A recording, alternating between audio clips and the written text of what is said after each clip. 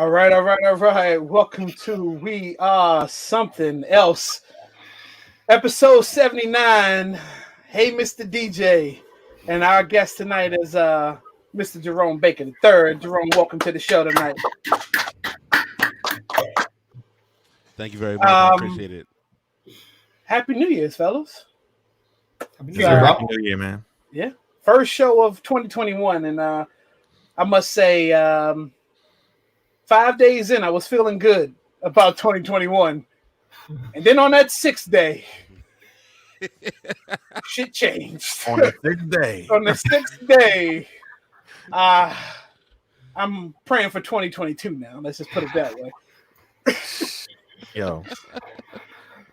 Before we get into all that, fellas, what's happening? Superfly, how are you? I'm good, man. I was watching the intro and just realized I need to retire this T-shirt from the podcast. This might be like show number 6 with this joint, but it's all good. It's a dope shirt, and we ain't going nowhere, so it don't matter. You know what I'm saying? Until we're getting sponsored and people are giving you different shirts to wear every show, like whatever, man. You know, right. Just to bring a little bit of levity to the situation, but like obvious, man. I'm just trying to cope with the madness that's happening in the world, man. And I think one of the hardest things is, and we can get into it heavy later, but like, what the hell am I supposed to tell my children? You know, like this is exactly. They are lunching. Like people are lunching right now. Right. Don't look at TV. Right. CB. Hey, brother. I was telling someone earlier, 2021 has already gotten off to a start where it's like, damn, like not even a weekend. You know what I mean? Right. Someone like I'm not trying. Even one weekend.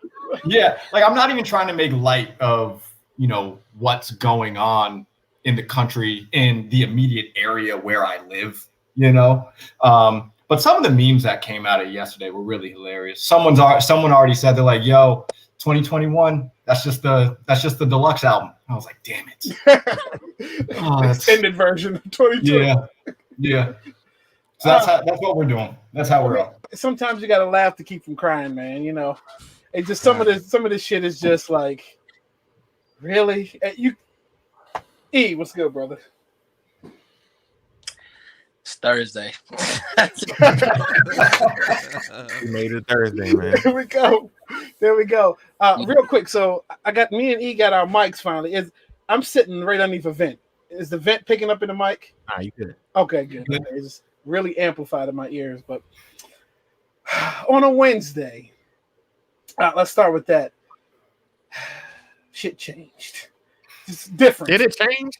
Well, I think it changed for the year. It did because we've never seen that happen. Got thrown out the window. We've never seen that happen. So you know what? Let's do it right because I did prepare a graphic. Okay. Let's wrap. And I'm not gonna keep the scene up for a while because I think it's gonna be more of a round robin than me just talking for however long we last. All right. So a couple of years ago, well, let's you know what? I'll go back. Let's go to earlier last year, 2020. There was a big Black Lives Matter movement in DC, and peaceful protesting was happening. And we saw a lot of. It was beautiful.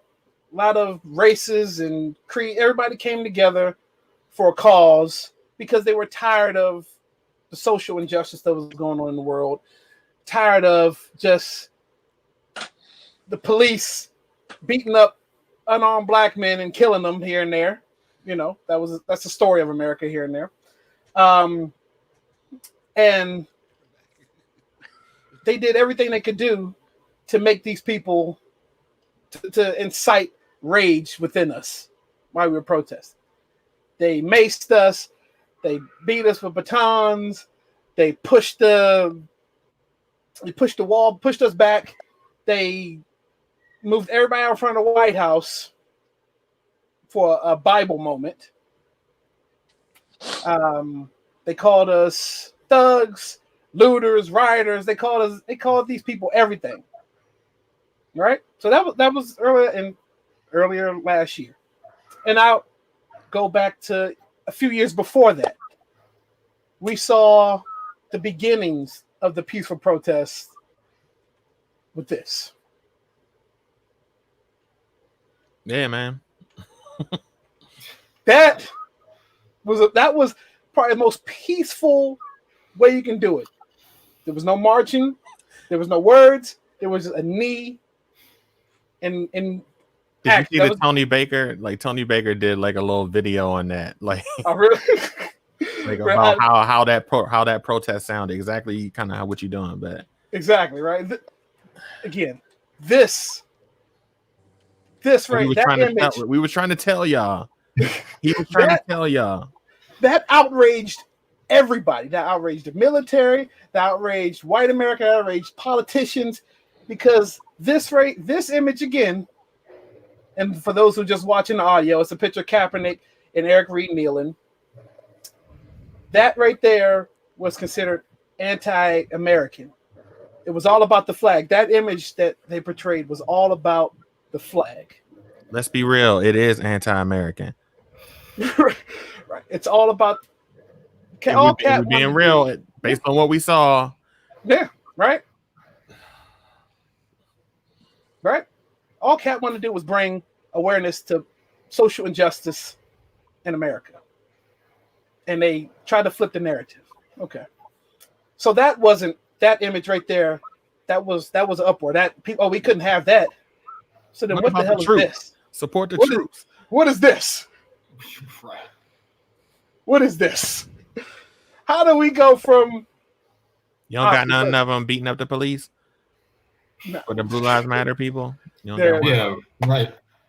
So if you look at these images, and I will say, from the photography standpoint, some of these pictures are absolutely incredible. Who did they pay to shoot that shit? Absolutely incredible. And they hired somebody to shoot them joint. Of course, but then there's a lot of Capitol staffers. They have photographers on hand every day, and so instead these guys going in lockdown, I guess they figured they were safe as photographers because they're putting images out there of what happened. Or maybe they part of it. Well, look, I mean, there's pictures of Capitol Police throwing up the power fist with some of these terrorists and a senator. And I'm glad you said that. Holly got that too. Yeah, bam, you on the money, man. I'm glad you said that. I'm glad you said that. That's the cat from West Virginia. Nah, Missouri, right? Yeah, Missouri. Yeah. Missouri. I know they showed one, not to cut you off, but they showed one cat that was I guess he got some type of political seed or something. He actually filmed himself, no mask on, facial. They got his visuals and said that he was from West Virginia as they were going in, and it's just sitting there like, we use the word, snitching and being this and that. If I could use this lightly, the white folks like to use the word treason, a lot. Ain't really been hearing that word based upon some of these people that been acting a certain way in regards to what happened. Right. The funny part, because it is funny, you have to laugh at what exactly happened, right? I think we've been beyond the point of being mad, right? That was back in the 70s. That was back in the 60s, 70s when, our folks and all of them, they was bad. At this point now, it's to the point where we already understand that this country don't love and will never love us, right? But at some point in time, you got to look at it and be like, they constantly show us it ain't gonna change. And yesterday, the live footage that we saw, I mean, everything was live. It was a proven point live on TV because at least 95%, 98% of these people walked away breathing. Wrong. You're like a few blocks away, man. Like what did you see? Man, it was ugly.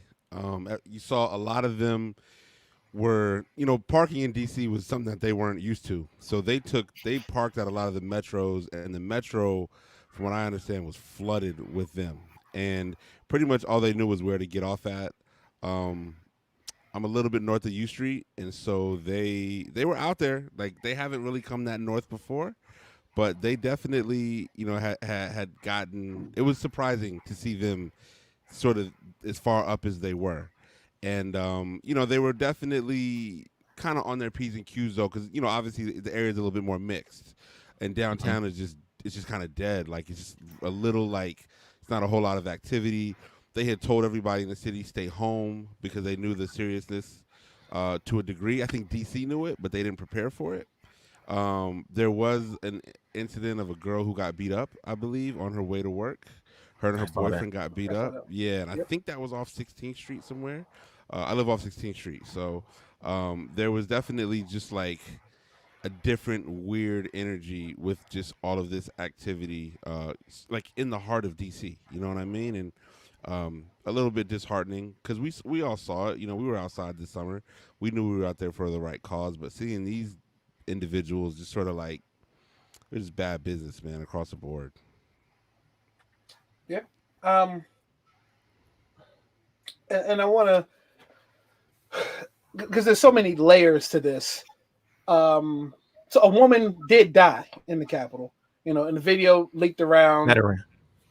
Veteran. Video leaked of her going around, that went around of, you know what? I'm gonna, I don't care. Guess what? It's called breaking and entering. That's Yeah, what happens. That's what happens. Oh yeah, definitely. Yeah. No. I'm just saying. I don't understand why more people didn't get shot. That to me, that to me is the wildest thing. The fact we know why. We know why they didn't get shot. Like, that's the thing. Like, I've seen a lot all over my social media feed. A lot of people like, oh, do you believe us now? Like, you see what's going on, and it's like it has nothing to do with whether white people believe or not.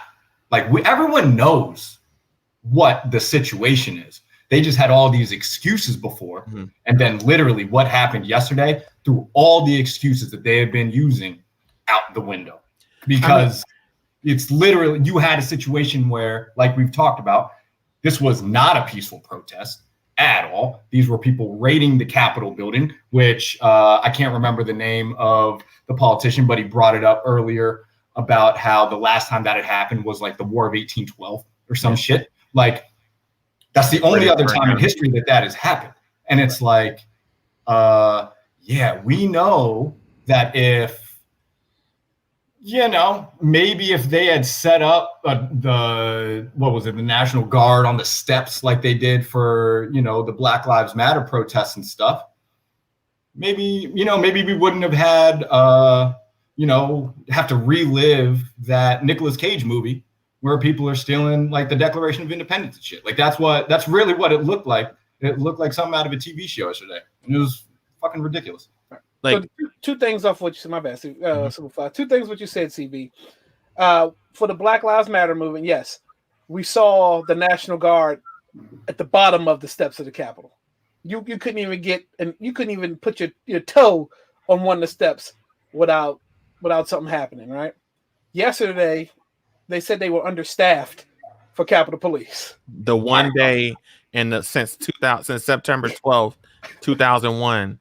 They've been understaffed. For like, if somebody was moved around DC since before 9/11 and after 9/11 and saw the changes, it's things like them putting, that garage that is before you turn on off of Pennsylvania Avenue, make a right on the 395 to go downtown, and there's like a big garage on your left hand side. And I think now they probably still have it, but there was a time where there were not missiles up there. Oh, yeah. Yep. I know what you're talking about. Yep. Fucking missiles. You know what I'm saying? Like, DC after 9/11 stopped playing. Like, they put a barricade around the White House. Yep. You couldn't walk in front of the White House. You used to be able to walk clear as day in front of right down, was that Pennsylvania Avenue? Yeah. Yes. Right in front of, yeah. The appearance of lack of security to me is completely kind of telling about the insidiousness of MAGA. You know what I'm saying? And then they knew this day was coming. They Yeah. knew they knew January 6th was going to happen. It wasn't that they weren't prepared. Hogan even went on. Hogan did a press conference before we jumped onto the Zoom or the show, where he talked about how he was already prepared to send the National Guard into DC, but no one contacted him to do so. The person who authorized this was Steny Hoyer after they'd already taken the Capitol. He called Hogan directly, but he still couldn't. Hogan could not be authorized because it takes someone in the military to authorize to send the National Guard in. So he still had to wait on the Trump administration to give the green light after the Capitol's already been taken. And I just want you to look at this image. I put it center mass on this picture. The dude on the bottom middle, he's from Florida. They outed him already. Hopefully they find all the. I know a lot of these guys they know, but right here in the center mass, the guy with the Confederate flag in the Capitol, right? They were saying, I read that during. Let me go back. The Confederate flag never made it to the Capitol during the Civil War. Yep, it's never been flown in the Capitol until yesterday. And they got a picture of it. That tells you what the fuck is going on. Yeah. A clear 1080p fucking picture of that shit. Right. Not Photoshop. Don't mistake this shit. You know what this is. Yeah, I think a lot of it too was I saw some of them saying it was like a recruiting mission almost. Like they just wanted to let people know, like, we can get this close. If you some Al Qaeda shit. Yeah, if you join us, this is what we're gonna do. Because they weren't really super violent in their own activity, and a lot of them have lost jobs already. There's Instagram pages and Twitter threads outing all these individuals, but I think that for their greater mission, they had the world's attention for a full day, and whether or not in their minds, I'm sure a life or two has to be lost for the greater good of the mission. And the woman, she was radicalized. She's gone now. I think it was, and I heard 4 people in total have died. 5. Okay, 5 Capitol people. Police. They made the announcement. A Capitol police officer passed away. Okay, yeah. Tonight. So 5 people die, but you have probably 1 billion impressions worldwide. Like they'll take that. I agree for sure. Lost jobs is not enough. Lock them up for sure. I'm not a, right. You know what I mean? Relax. He's on your side, Roy. Right. Don't come for him, man. My bad. Familiar coming for him, Jerome. You gotta watch out, man. Bro, let that die, because like she got it out for the worst. Like, yeah, she comes on the show to give me the business. She did. It's like all good. But no, it's funny that you even say that though, because if you look at now to dive into this a little bit more, right? You hear what they were saying they had issues with, right? This possibility of the election being rigged, stolen, not in 2016, but now. But here's the other piece. They sit there and they say, I heard the one cat that was there when he was talking about when the girl got shot. And he was like, because they denied us our $2,000. And I'm sitting there like, I want you to firmly say who denied you your $2,000, which is that the guy that's on your side that clearly stated that he was on your side, and now all of a sudden, because he did something that you didn't like, now all of a sudden now it's time to go radical and go crazy because white boy Mitch, you know what I'm saying, decided I can't give y'all the 2K. You know what I'm saying? This ain't gonna happen. When clearly the other side of the house said that they wanted that and that they were good with that, but yet, and this is where I feel like now this little situation of what your party name is, right, is now gonna really kind of do this little kind of like pendulum thing, right? Mm-hmm. Because they're not gonna blame it. Republicans gonna be like, that ain't us. Them ain't ours. But you sit back and you're like, but I wasn't saying nothing when this was about to happen, though. So where are we at with this as far as claiming that to say that you didn't do nothing to stop it when we was trying to tell you that this is what I keep playing with this match and it lights up, then what's going to happen? And now all y'all got your hands up like, we didn't think this was going to go that far. Are you sure? And that's the issue. They're all Mitches and kitty cats in so many different ways.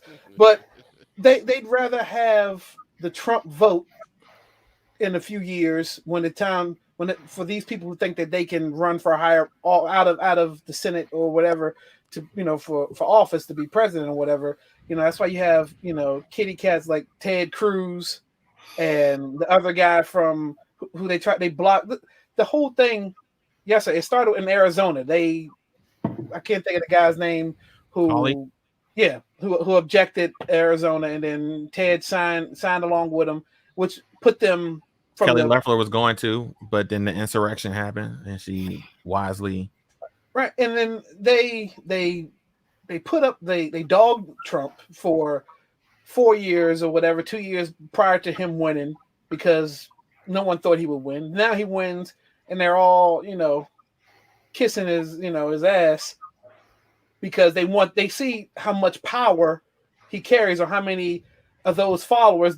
The little bit of minions that follow him will go a long way with those people, but they're not the same people, and you see who they are, and everybody they've been exposed. I mean, yesterday was just what are you gonna do now? You can't slowly back. You can't do the Homer Simpson meme and back your way out into the bushes till nobody sees you anymore. Everybody knows who you are. Bushes got cut down. That's what yesterday was.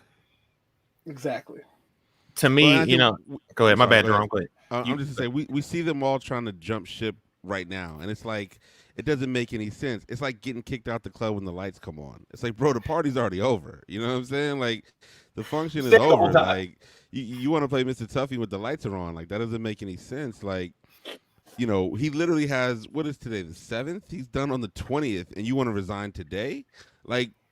What are you trying to do? What type of energy are you trying to avoid? Like, you know what I'm saying? People are jumping ship. There's moving trucks in front of the Kushner household right now. Like everybody is gone. Y'all are out of here. You know what I'm saying? And I just feel like we'll see. I mean, people like to say history is going to look down on you, blah blah blah. But like, who really cares about that right now when we're still living in a pandemic? Right, it's still crazy outside, and what I'm saying, we're in living history right now. So like, I'm not looking forward to the next 4 years. I'm looking for the next 4 months. Like, yeah. Can I go? I want to go home. I'm from Arizona. I want to go see my mother. I ain't seen my mother in 11 months. You know what I'm saying? Like, so that situation at the Capitol and the fallout and all of that stuff is just going to be a real telltale sign, I believe, in how we can look at politics moving forward. And I really feel like we all need to kind of like be as involved as much as we can, because we now know that our votes really do count. Like we watched Georgia twice, and you know what I'm saying, like, and we also know like the Capitol was like some magic castle that you could only get this close to. And now I'm like, dog, I pay my taxes. I'm trying to walk straight in this joint. You know what I'm saying? Like, I want to do push-ups in the hallway. Like, get me out of the way. You know what I mean? Do the electric slide in that rotation. Yeah, for sure. Well, I'm glad you brought that point up. A lot of people say, I don't vote because it won't count. What does my vote matter? But if your vote didn't matter, you wouldn't see. If your vote didn't matter, the type of shit that's happening now would not be happening with them trying to claim voter fraud. That's what's coming next, y'all. They're gonna try to take your vote back because your vote did matter this year, and exactly. Now they know. If it didn't matter, all of this would be for nothing. Like they wouldn't be doing this for anything if it didn't matter. And also, again, the bright spot of how yesterday started off. I will say this. Look. Yes. Warnock and Ossoff, right? Is that how you say it? Yeah. Look, there's a change. Stacey Abrams. Thank you. Exactly. Give that woman any position she wants. Everything. Black women are saving us. I had a question. Do y'all think she should run for governor and get back where she was kind of stifled and like where they stole from her, or do y'all think that she should get a job in Washington? She got it. Run for president. Fuck that shit. Like, I mean, besides that, you know, that's. I mean, let's just be honest, how that's gonna run that table. But I think you have to put her in a position that she can put more people in with her. You dig? Right. And Washington would be that place, right? Because then what happens is what she created from Georgia then goes from Georgia to Washington, but then now it kind of does that web effect, right? It starts got to replicate it in all the cities. Exactly, right? But she has to get to Washington, because then the person that's doing the same thing that she was doing in Georgia, that's done in the other states that turn blue, has to see that movement, because then that's what's going to trail that. Now that blue line has to go from that state to Washington, and not just, you know, where we have that vast Midwest where ain't shit but red. You know what I'm saying? Like, you have to get that blue line to cross there. Even if it's a small line, it's still something that now pieces together that web that we got to start creating, that goes that covers the other areas, instead of just really looks at it as, you know, just that one state that we know we just never gonna get. But she got to be in Washington, bro. She has to. But politics is going to get even more localized than what it is now, because they're coming for your voting rights. Like, be clear, in your local city, municipality, they're going to make it harder for you to vote unless you get involved and put a stop to it. So we have to be, you know, locally engaged and participating and have a voice to ensure that we can continue the movement forward. Otherwise, they will be coming for us. They did the attack on the Capitol yesterday. Today, they all went to their local state capitals and staged the same thing, albeit not in as many numbers, but that's what's happening. Yeah, I think the Voting Rights Act the Voting Rights Act is sitting on McConnell's desk, right? And it's been sitting there for a really long time. Well, they deflated it, right, in 2013 after the second election. Yeah, after the second Obama election. I agree with you, man. We got to vote. Keep voting. You know what I mean? So for sure. Yep. I just want to touch before we transition.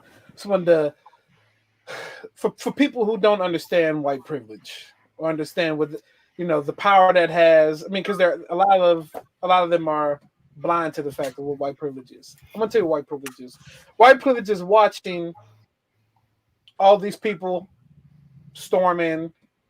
I wouldn't say all these terrorists, all these renegades, these thugs, these looters, all those people storming to the Capitol for a cause that they don't even know why. They don't even know why they did it, because they all sound idiotic when they say they're trying to take our rights from us. Who is? And what rights? What right? And what has anyone stolen from you? Could it be land? You can talk about if it was the migrant children that came and tried to storm the Capitol, I could understand that. Right. These are a couple thousands, 10,000 people who got their feelings hurt. Did they not have jobs? Like, it was what was the tweet? It was like 2 p.m. on a Wednesday. Like, that's why they was there for that $2,000 check that white boy Mitch didn't give them. Right. So, in saying that, so we saw all of them go in. Majority of them come out. But then what baffled me, actually no, because it's white privilege, they all got on the news. And whether one woman was pepper sprayed, she's talking about, oh, we were in the Capitol and I got pepper sprayed. Yeah. What? That is the funniest fucking premise, man. I was in the Capitol. I got pepper sprayed. The revolution, they don't want the revolution to happen. Oh, that was hilarious, bro. That has to be the tagline for everything that they were trying to do, which is, why would they pepper spray me? I was just trying to get in the Capitol. But then you have go to the photos. These photos are incredible. You have somebody sitting in Pence's seat in the chambers, right? That worried about no repercussions. Right. You have somebody dangling from the second tier. Then you have the police officers putting the guns through the door. But you have all of this. And then these idiots come out and get on the news and talking about, yeah, we were in there. And somebody would say, yeah, they were in there just smoking weed and taking all kinds of pictures. At that point, if I'm living in gated communities who will call the police on you if you're walking through the neighborhood. The same bombers who killed or shot the dude in Georgia. Ahmaud Arbery. Yeah, like, you know what I'm saying? He looked suspicious in my neighborhood, but I was in the U.S. Capitol. Like, and I should be able to be there. What type of shit is this? Exactly. In a Chewbacca bikini. I'm hearing, this is our house. We built this house. No, you didn't. What? Right. Exactly. Thank you. What? No, you didn't. We built this house. That's the psychology, though. Yeah. That's the psychology of that shit. But see, that goes back to what Jerome said. See, here's the also thing that we other than voting though. See, I think the biggest piece what happens, right? History books have to be written the right way, that have to identify what happened and what's the actual term of what was happening yesterday, right? Because everybody and their mama knows that our books was hella fraud. And our parents would sit there and look at it and be like, okay, so you do know this is not true, right? Like, and then they make you go research what it is. No different from them just saying, right? Who entirely built the Capitol, let alone all the monuments or whatever you want to go with, right? It's going to be said that you'll have the teachers that are in DC that are going to make sure they tell the white privileged kids, because now DC is no more Chocolate City. For anybody who knows old school, DC used to be called Chocolate City. That shit is no longer Chocolate City. And that book is going to sit there and it's going to read as if something minor just happened. People were very upset and they protested and they actually got into the Capitol. When the way that it's supposed to be told is really going to dictate how the kids are going to go about it, because then that lets their white privilege know, oh wow, that was it, like that's all that happened. We took an L. That's it. They got upset and they just said we was gonna go in that building that always used to say that we could never go in there, but you had to be somebody to go in there. All of a sudden now we get mad, we can go in there. Look, I'm just saying, it's 4 of us on this show that take L's every week. And we ain't talking about going up to Nike and riding in that motherfucker. We ain't taking those shoes from sneakers. Five people right here. We ain't starting no revolution to go inside Nike and take those ours. We built this house. There's not one. I'll even chime in. None of us has ever said we hopping on a damn plane to Eugene, Oregon to go handle that situation. Right. Ain't nobody ever. Look, an L is an L. Look, get it again in 4 years, whatever. But that's the mentality. I'm just like, what L? Like, we're just always going to come back to it. But that's the thing that really cracks me up. Like, because I have people on the timeline that are posting stuff, and I'm just like, do you even know like what you're doing? Like, do you even have any concept of how your life is even being impacted or not being impacted at all? Like, come on, bro. Like, especially seeing like kids, like, you know, people that are like teenagers and shit. It's like, yo, you know absolutely nothing about this stuff. And you're posting like 4 more years of what for you? Like, come on, dog. Come on, man. right. And to touch base on the history portion you guys were talking about reminds me of that Chris Rock joke where he said the history books, all he learned was Martin Luther King. Mm-hmm. Like, who was the first president? Martin Luther King. Who did this? Martin Luther King. Who was the first woman? Martina Luther King. Right. That's all they teach is Martin Luther King. But yeah, as we transition real quick, I just want to say, look, we'll see where we go from here for 2021. But I will say, I don't know if y'all saw the Skills wrap up for 2020. I look forward to that every year. And Skills 2020 wrap up was incredible. By far one of his best ones, and I mean he had enough ammo for a whole album, I'm sure. Is this the first video too? Like, yeah, I think this might be the first video. Yeah, I mean, and he apparently did and wrote all that within like a matter of a week and a half from him deciding to sit down. And I mean, somewhere he has to have cliff notes to remember everything that happened. But I'm not gonna give away the ending of the video. But if you haven't seen it, watch Skills wrap up. And there's a huge crucial point to the whole video. And just make sure you watch it. Yeah, it was super dope. Super dope. All right, and also we want to thank everybody for joining us. We got a couple people in the room. E, welcome back, bro. Hope everything is well with you, man. 2021. Yeah, man. All right, so we are something episode 79. We got our guest Jerome Baker III in the house tonight. Again, thank you for chiming in as we Yeah. went on that political crusade. Yo, thank you. Um, Thank you. so tell so I was told that there was a Georgetown Waterfront project in the works, right? So Georgetown Water, yeah, for sure. okay, so Uh, my first question, I forgot to write this one down, is where are we at with that? Because I need music in my life. it should be out Saturday, hopefully. My man is waiting on the artwork, and then he has the platform already set up. So we're just waiting on that. The mix is incredible, it's super fire, super dope.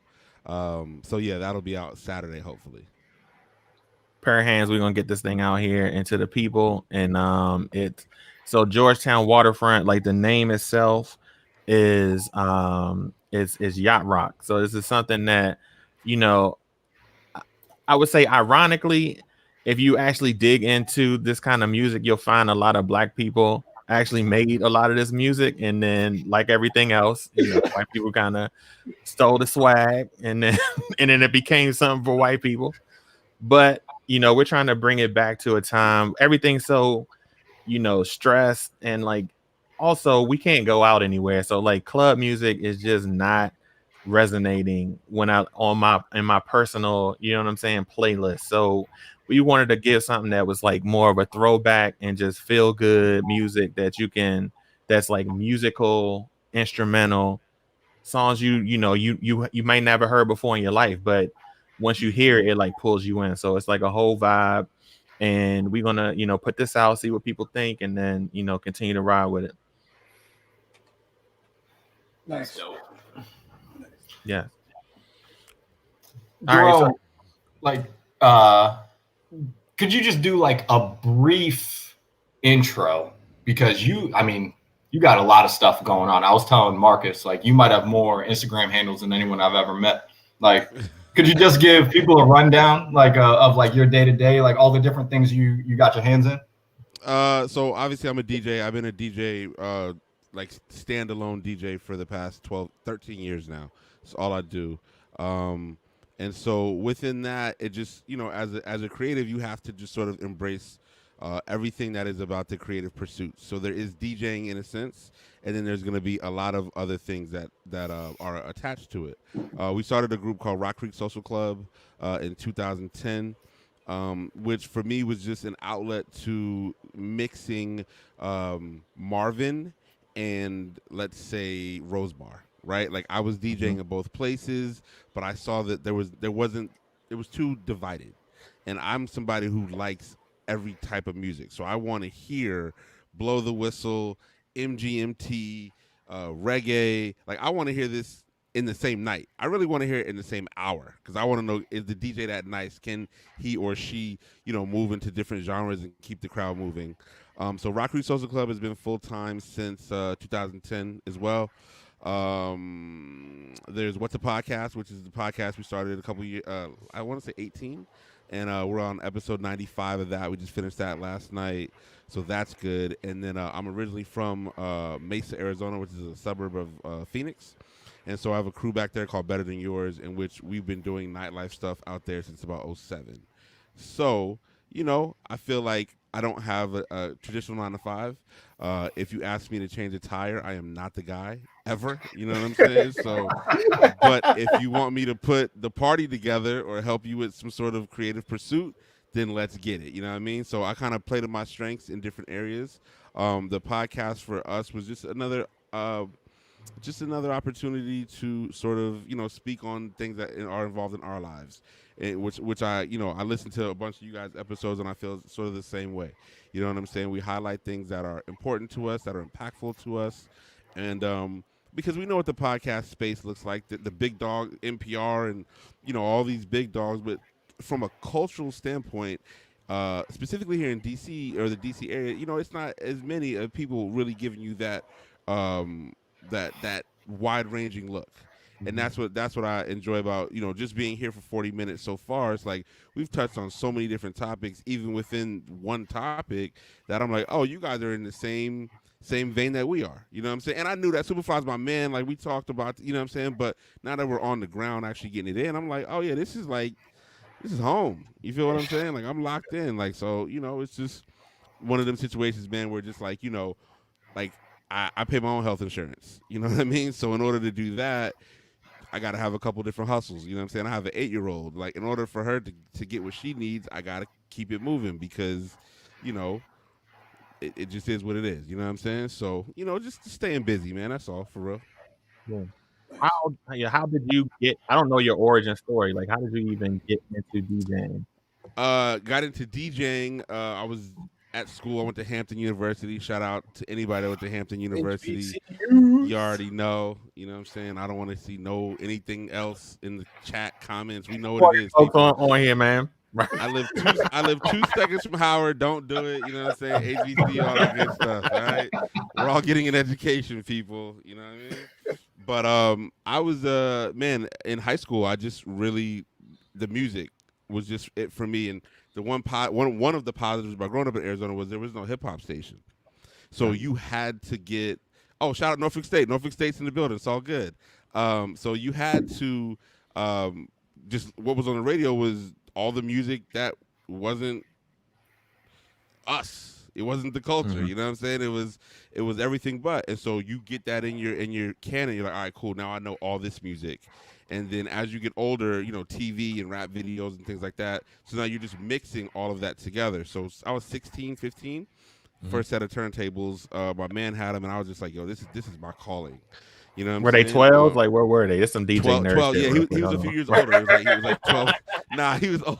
If I was 15, 16, he was like 20. So, okay. You know how it is. Somebody's older brother always has a pair of turntables. And so, but, so we're heavy into like G-Funk and like West Coast stuff and like the car shows, Lowrider Magazine and all that. But then in the same respect, it's like Ace of Base and all this other stuff. You know what I mean? But then there was still just like good music. You know what I mean? So I went to Hampton in 98 and I had never heard go-go before.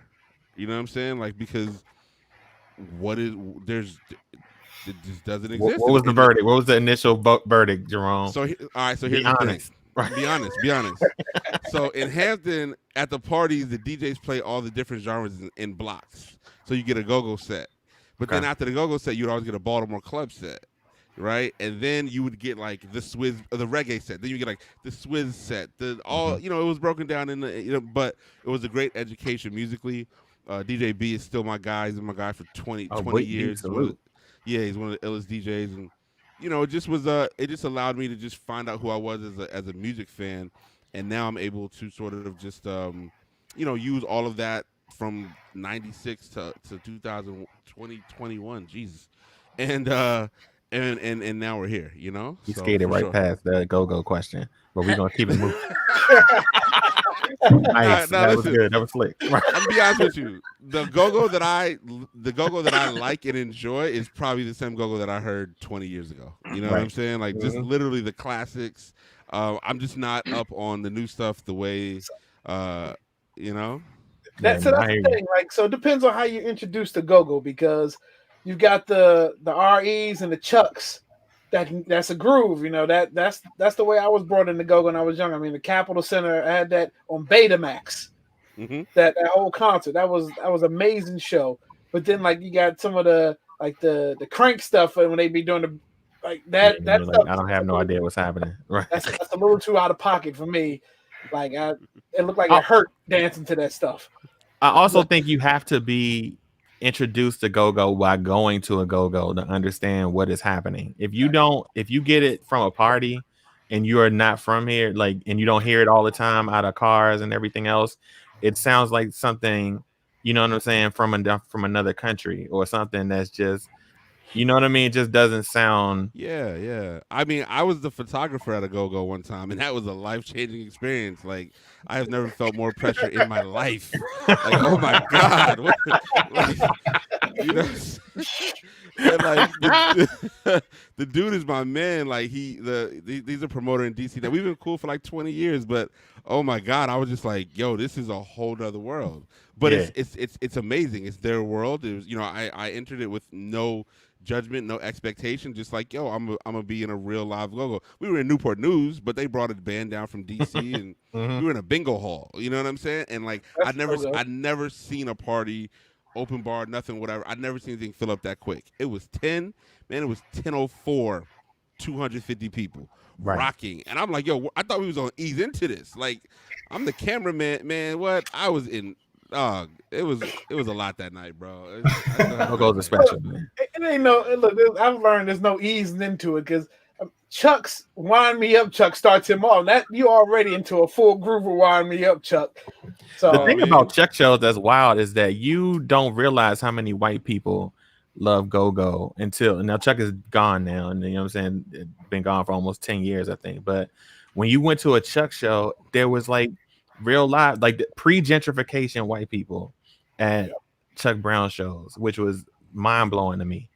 Because like you couldn't even go to a Chuck show. Chuck shows were 25 and older when he was playing at like the classics and stuff like that. So it took me a long time to even be able to see Chuck in person.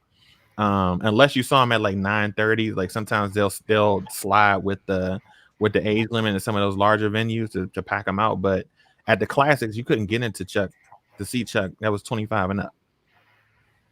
Yep. So yeah, shout out to Go-Go. It's a beautiful thing. Yeah, exactly. You could do 10 minutes on go. It's a beautiful thing. So I got a question that I'll lean into it from the West Side now, right? Yeah, for sure. Right. How was that influence, right? Like you said, like the G-Funk and all of that. Yeah. Does that still kind of resonate in your DJing because of how that was like what you were introduced to? Like that was the bring up for you, right? Which was like the G-Funk. Because I noticed that like with G-Funk and with like Dre, Quick, a lot of those, even like the Bay Area, like it was a different sound that I realized when I kind of stepped out of the West. A lot of people wasn't really listening to the local, what we would call local, kind of Battle Cats, your DJ Quicks, your stuff like that. So how does that influence your sound now? I feel like I hold on to that stuff with a little bit more like that's my that was my growing up. That's part of my childhood, but I keep it very close to my heart. Like I'm still, I played a Domino song this morning on the stream, and I was super excited. Like I played, I know Superfly is hip, but there's a dude, Akeem Ali, has a song called Kimi Casanova, but it samples the same record that Warren G did for Super Soul Sis.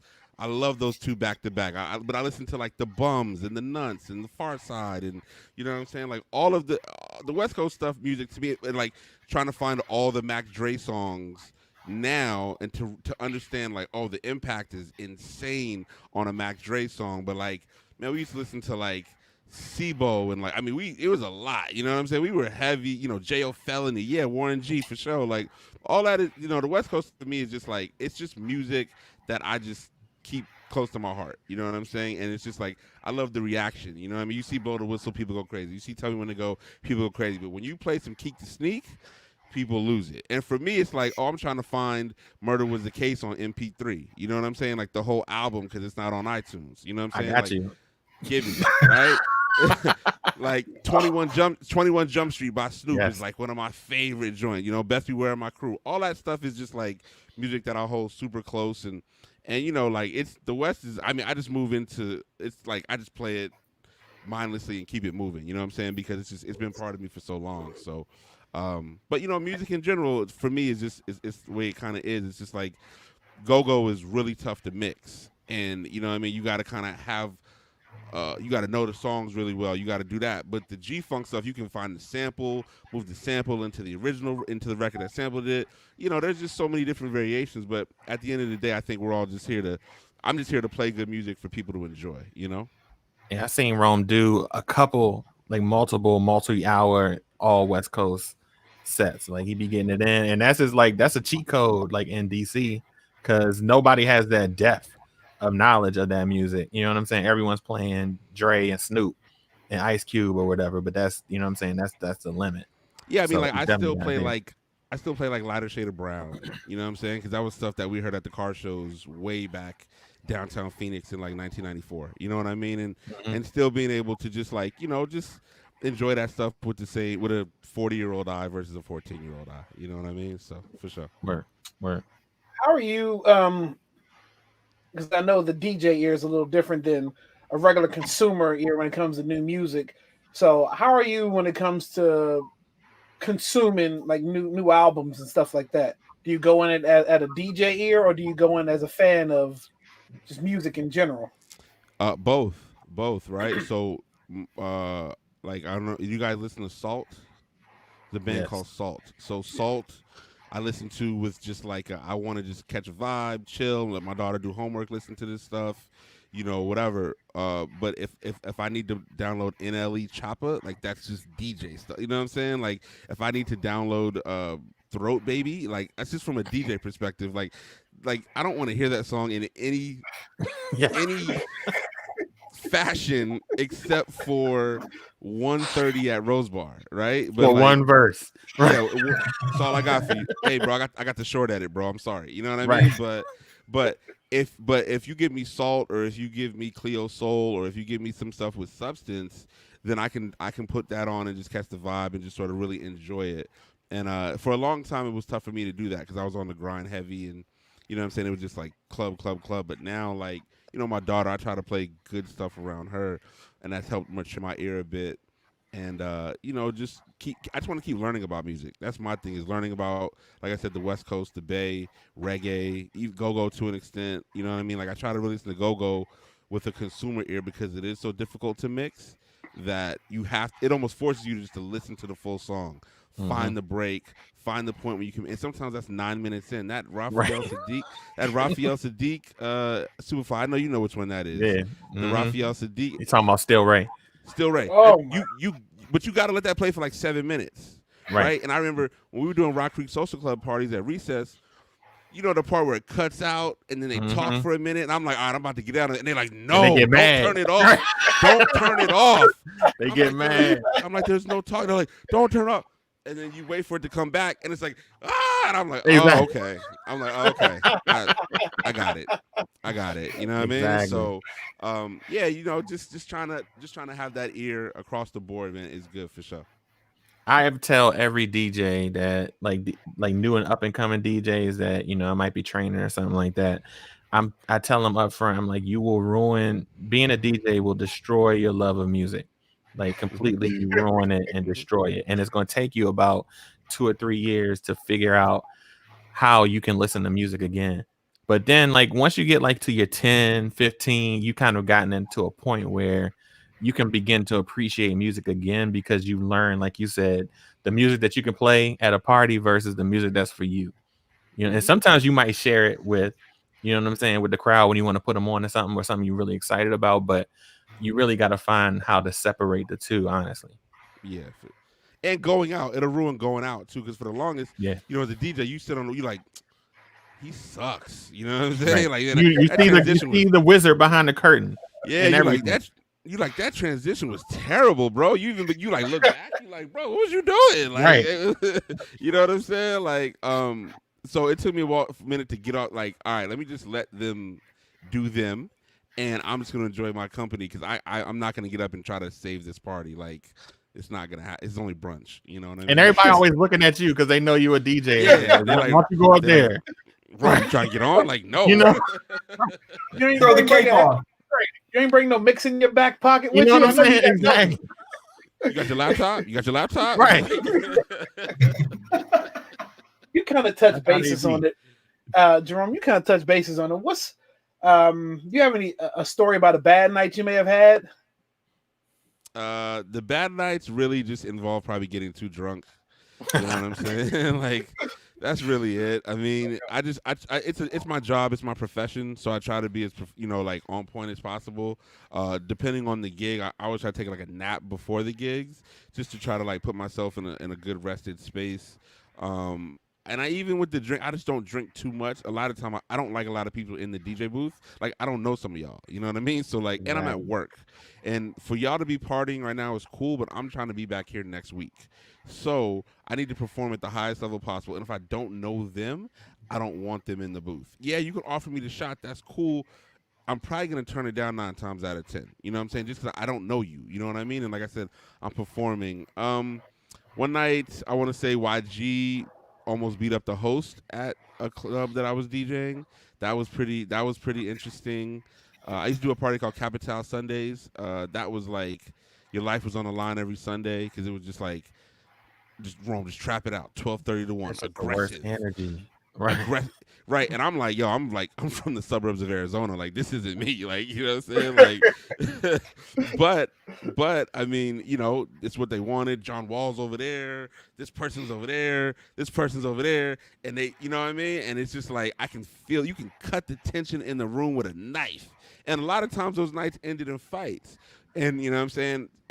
It's kind of like, I mean, it is what it is. You know what I'm saying? But like I said, for me, I try to avoid the bad nights just through preparation. Like if I'm able to just minimize what I can't control, then I'm gonna have a better night 95% of the time. You hear stories of, you know, people being in, you know, the club, whatever, a certain song comes on, and that's what actually gets things like jumping off and everything like that. Have you been in a situation where you were like, because of like the environment, you're like, actually, I'm not going to play this joint because things could start going left? Oh yeah, all the time. Listen, I have DJed the Shy Glizzy birthday party more times than I have really, really wanted to. You know what I'm saying? And there was a minute there when Shy Glizzy and Fat Trell weren't seeing eye to eye. And again, I'm like, bro, I'm from Arizona. This ain't nothing. And they was young. Yeah, they like was that young, that young thug energy. All that. Right? So I'm just like, if I play this stuff and they both here, they're going to be mad. It's 30 of them. It's one of me. I'm catching a lift home. It's 25 of them, you know what I'm saying, smelling like bad weed. Like, it's a whole bunch of just different things going on. And I'm just like, you know what? It's probably not the best idea to play some of this stuff. You know what I'm saying? But, or if I do, I'll sneak it in early. Like, man, I already played it, bro. Like, my bad. And I didn't play it. But I might have just said, oh, y'all just got here? Oh, I played it 10 minutes ago. You know what I'm saying? Just to avoid the function, you know what I mean? Because, you know, I do try to be responsible, but at the same time, I get that there's money to be made when the crowd gets energized. But so it's just a balance, just finding a balance in that stuff, you know, like I can't really think of too many songs that were, you know, it was just that's the only energy that I've really seen was when those two had a difference. But I was also there when they were in good space, and I was able to play both of their records on the same nights, and it was a wonderful thing. You know what I'm saying? It was a wonderful thing. So, but yeah, it was like, and also sometimes with Glizzy, like if you played like some Chief Keef stuff, he wasn't really feeling it. But if you play that Finito, oh my God, bro. Listen, I was like, man, I'm 40 years old. I'm playing that Finito, it goes crazy. And like it's gonna be a fight. It's gonna be a fight. It's gonna be a lot of energy that, you know what I'm saying, for 2 minutes, everybody's 24 and we're all from the south side of Chicago. Right. You know what I'm saying? And it's like, it's like, you know, and then the next song I'm like, how can I even follow this up? Like, how can you do it? So sometimes you gotta be just a little strategic in what you do, you know? So like the flip side of that question, what are the, you know, some of the dopest like parties or experiences that you've been in, or some of your favorite parties around the world? There's a spot in LA called the Dime. The Dime is one of my favorite places. It's a bar. It's really a dive bar. And but they've laid out a music program for at least 10 years now, in which they bring in really dope DJs who are able to read the room and just run everything and play everything. And I mean, there might be 50, 60 people in there. You know what I'm saying? But it's an amazing experience. Everyday People, I've done that 5 or 6 times. They're very busy. They're like one of the biggest crews in the world in terms of throwing parties. They're based out of New York. I've done that 5 or 6 times, and just the ability to be like, hey, we need you to play an hour of Afrobeat and reggae. That's all. They're like really responsible to me for the Afrobeat becoming pop. And you got to have it, because you play some, and you know they're a very Caribbean, South American crew as well, South African. So you got to do your research. You know what I mean? There's what else, man? It was a party in New York with my man Chase B. Chase is Travis Scott's DJ, and he had a party called Up and Down on Thursday nights. That was fun. Grilled Cheese Social, a banger. You know what I'm saying? That was always a really good time at Marvin. Recess on Tuesdays was good because we could play. It was Rome. Do your thing. Play what you want. They're gonna respond to NERD. This when No Hands was the biggest song in the world. But then you hit them with Blow the Whistle, and it's like, oh, everybody wants to do that. You know what I mean? So, I've been fortunate to play. There's a party called the Do Over out in LA that I've played twice. I've been fortunate to play a lot of really great parties across the world. Man, I was the BuzzFeed DJ for 5 years. So I did everything BuzzFeed had out of New York, even though I was living in DC. So I was in New York often. Yeah. And I play in the Hamptons every summer. That's an experience. You want to talk about white privilege? Oh my! Yeah, what God. are you playing? What are you playing? Like Journey? The whole Georgetown Waterfront. You know what I'm saying? The whole vibe. Like, but it's say it again. That's the joint from a white chick. So making my way downtown, like I just. Yo, that piano loop is incredible. I Exactly. love that. Yeah, it's a lot of you can. Let's not play games, people. That song is incredible. All right?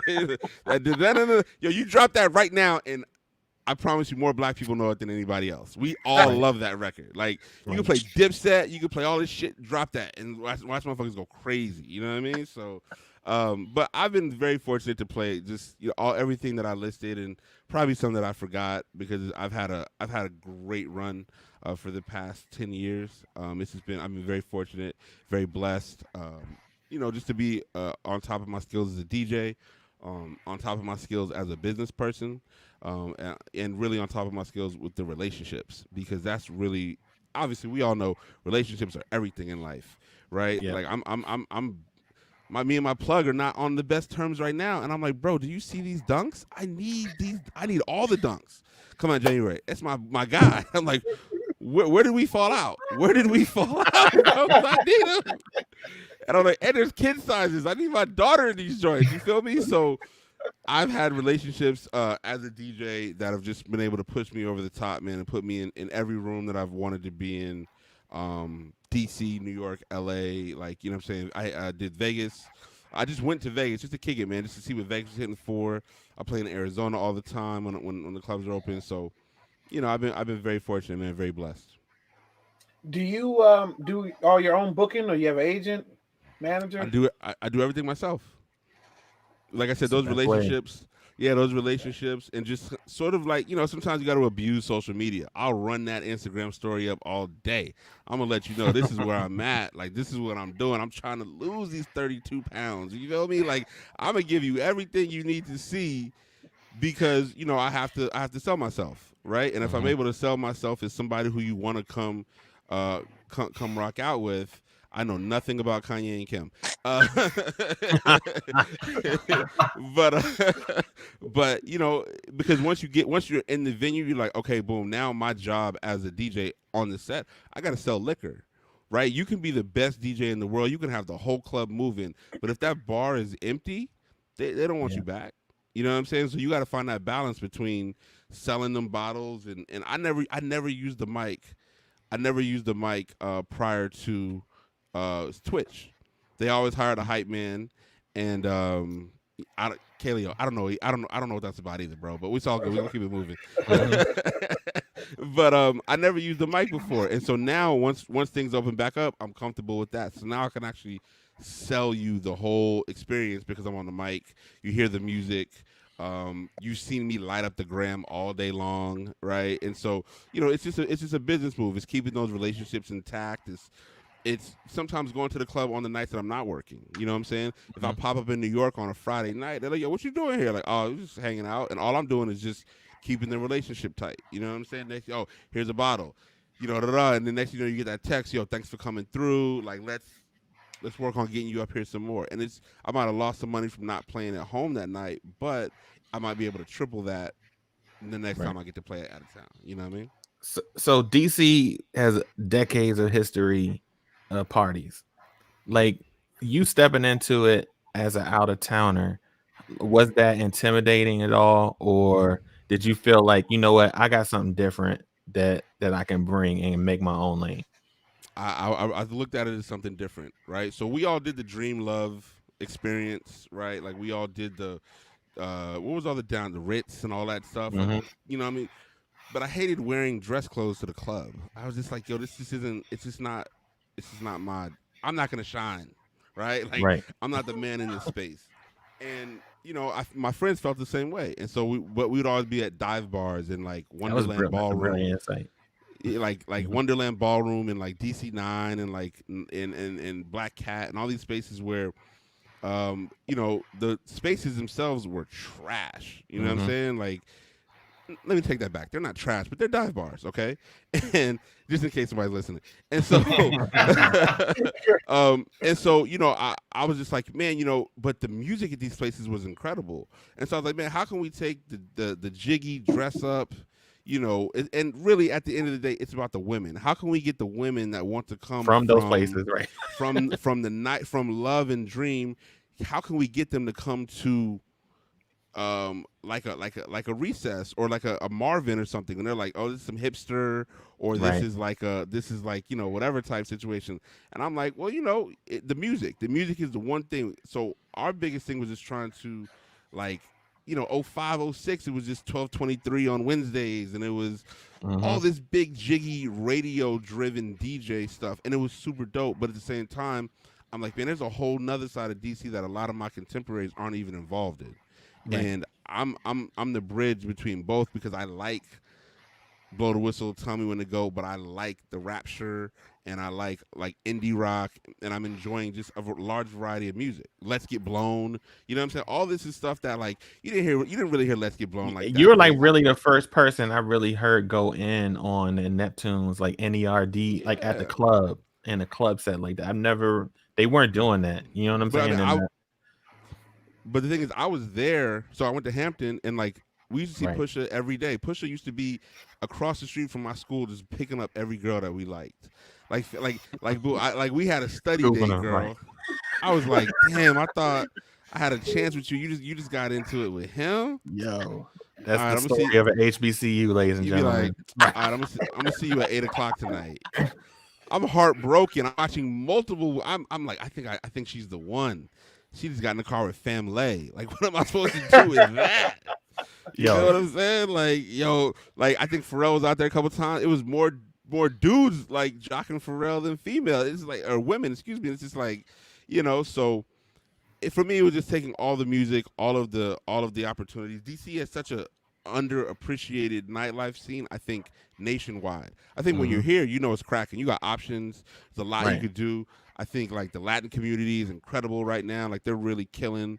And the black scene has always been super tight. But nationally, people don't really know. They don't they don't recognize it. So for me, I was like, well, listen, man, I have an understanding of how New York works. LA was a favorite of mine as well. DC, I just need to get in at a very basic level and build. We built Rock Creek Social Club Tuesday nights. Jerome, we got to play 4 hours, really just kind of connect with the people and sell them on the music. And that's what led to me having success as a DJ, honestly. Dope. All right, so I gotta ask the question from from a movie standpoint, from a DJ, right? You ever had a groove moment where the cat kept bumping into the table? I've always wanted to ask a DJ that, right? Because that is such like an iconic move in that movie. Like, groove, go that way. Like, yeah, nah. I've definitely had some weird people in the DJ booth. Kind of like, yo, why, are you with them? Okay, you need to leave. Or like, who are you? Or like, you know what I'm saying? But bumping the table, no, because I think that is so ingrained in people's minds. Like, nobody wants to be that person. You know what I'm saying? Like, even when you pass me the shot over here. Like, don't put the shot over the turntable. You know what I'm saying? Because I don't want to pay for the mixer if it shorts out and the party's over. So we all lose money. I don't lose money, but you lose money. You know what I mean? So, never that. But the booth was always just my place to work. And I've definitely had nights where I've had like way too many girls in there. I've gotten twisted or whatever the case may be. And one time I broke up a fight in the DJ booth. Like, you know what I'm saying? It was at Capital, matter of fact. So let you know what it was. But yeah, nah, just, I think people are scared to be that guy though, for sure. Has the pandemic and like the future opening, whenever it comes, has it changed your mindset at all as to how you're going to attack, what I mean, going back out? Like, because I feel like we've had to be basically our own promotion, club, performers, like all ourselves now. You can't, no one is going to, what I mean, any club right now. So it doesn't matter what club you played at. You know what I mean? Right. So Yeah. like as things open back up, like how do you envision attacking that? Or do you think you can be able to just go slide back in and just do what you were doing before? No, I'm not taking anything for granted. I'm still maintaining the same relationships, excuse me, that I've had prior to the pandemic. So, whether I want to send that text or say what's up or comment on somebody's Instagram or wish them happy new year, whatever the case may be.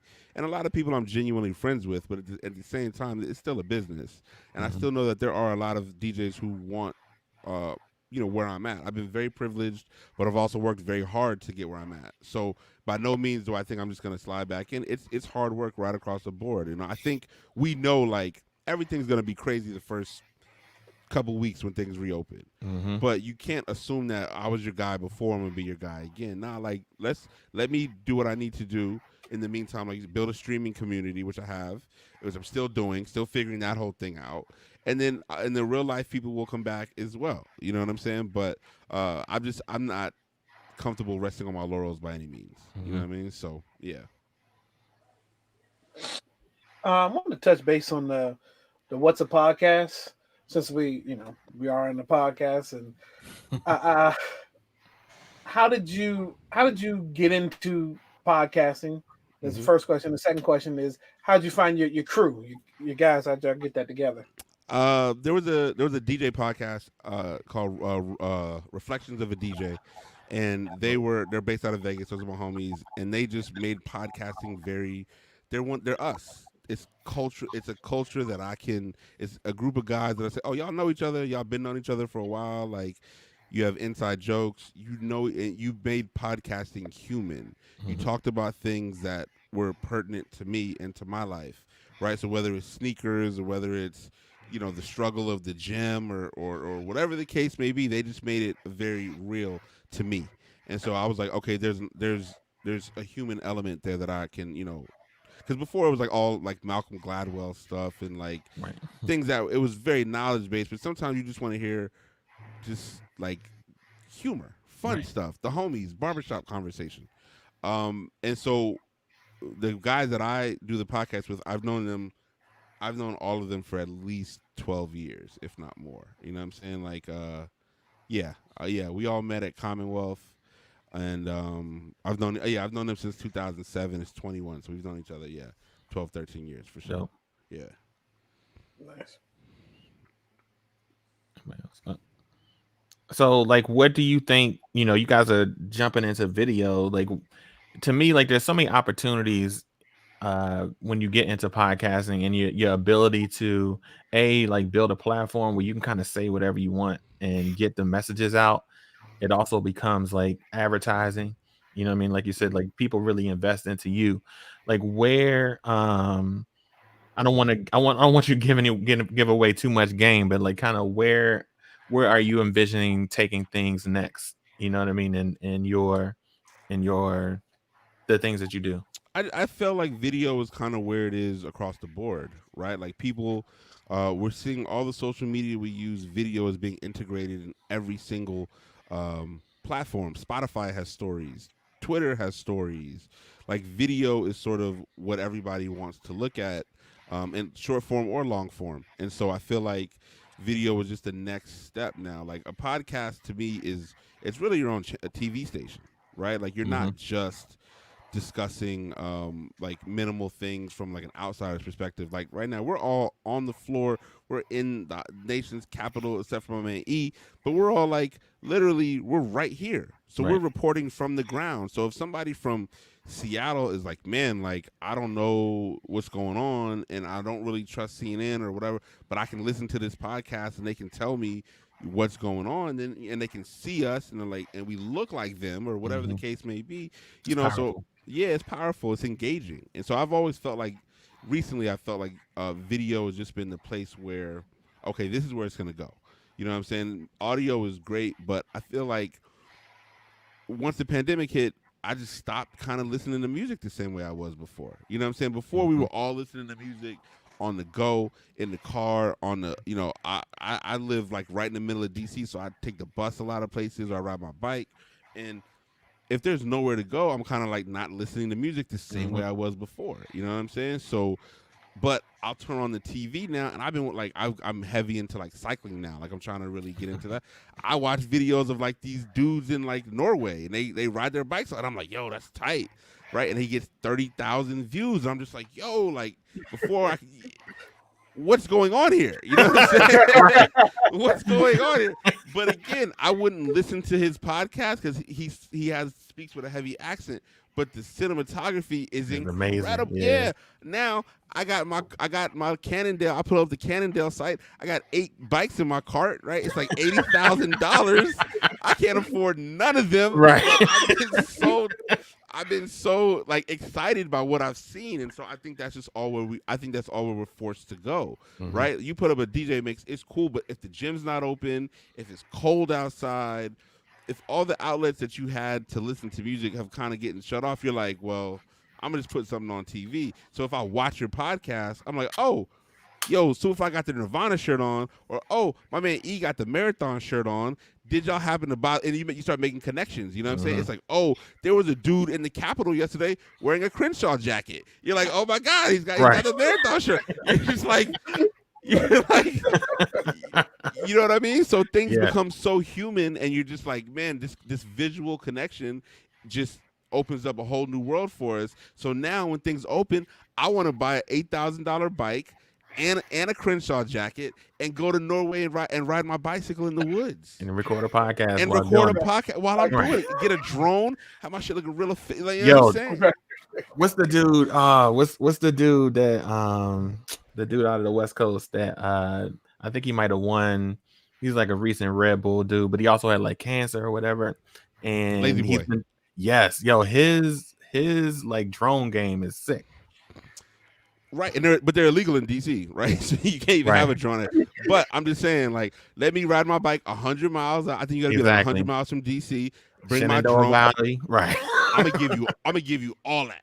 You know what I'm saying? Yeah. And like, again, it'll sound great on the podcast, but if you see it, you're like, yo, this is like they really did it. You know what I mean? So for me, the visual thing was just so, and like I said, it's so easy to share now. All these programs, you can share everything with one button. You can send it to 8 different platforms. You know what I'm saying? And at this point, you know, I think a year from now, who knows? It might be like stories on Venmo. Right. Some shit like, you know what I'm saying? Like, I mean, Venmo got everything. Venmo, you can see everybody's business. So why not put stories on Venmo? That shit is wild. No. I question what people are paying for it. Some people are paying for it through Venmo. Yeah, you'd be like, bro, what's really going on with y'all? You right. know what I'm saying? And Venmo be like crazy. But, you know, nevertheless, it's just a visual, man. And I think that video, I think we're just going to continue to grow. I've gotten 3 a year ago, I do nothing about OBS, Streamlabs, StreamYard, none of this stuff. Webcams. Man, I got 3 webcams now, green screen. 1 light just went out. I got 2 more lights on deck. Like, it's a full production studio in my bedroom. You know what I'm saying? From Amazon. From Amazon. I hate Amazon. I'm like, Amazon sucks. I'm like, Bezos is making all this money. You know what I'm saying? I'm over here not making money, and yet I'm still spent. Oh, I need a dummy battery for this. I need a backup camera battery. All this stuff, and I'm just like, bro. At this point, I'm gonna use it because I paid for it. But I feel it forces you to jump in. But also with YouTube though, you know what I'm saying? Like you can learn everything in a weekend. Yeah. Yes, if you really just hunker down, man, and do whatever, you can learn everything in a weekend. There are, I think it's so easy now to up your game, and if you choose not to, then you're choosing to be left behind. You know what I'm saying? Like there is literally like no reason not to be like, all right, man, I could just turn on this video. And really, when you look for one thing, there's 12 videos explaining what you're looking for. Right. You know what I'm saying? And depending on how old your product is, you might get the 2016 version, you might get the 2020 updated new video, all types of craziness. So for me, it's just like, man, you gotta keep pushing. You gotta just take everything and just you got to just learn, man. It's the one you got to keep learning. Curiosity, you got to keep learning all the time. That's a good segue for when I tell people we've been preaching. If you come out this pandemic the same way you went into it, you've wasted time.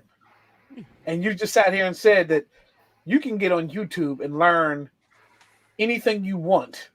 Mm-hmm. They probably learn how to storm the Capitol on YouTube and shit. It's probably there.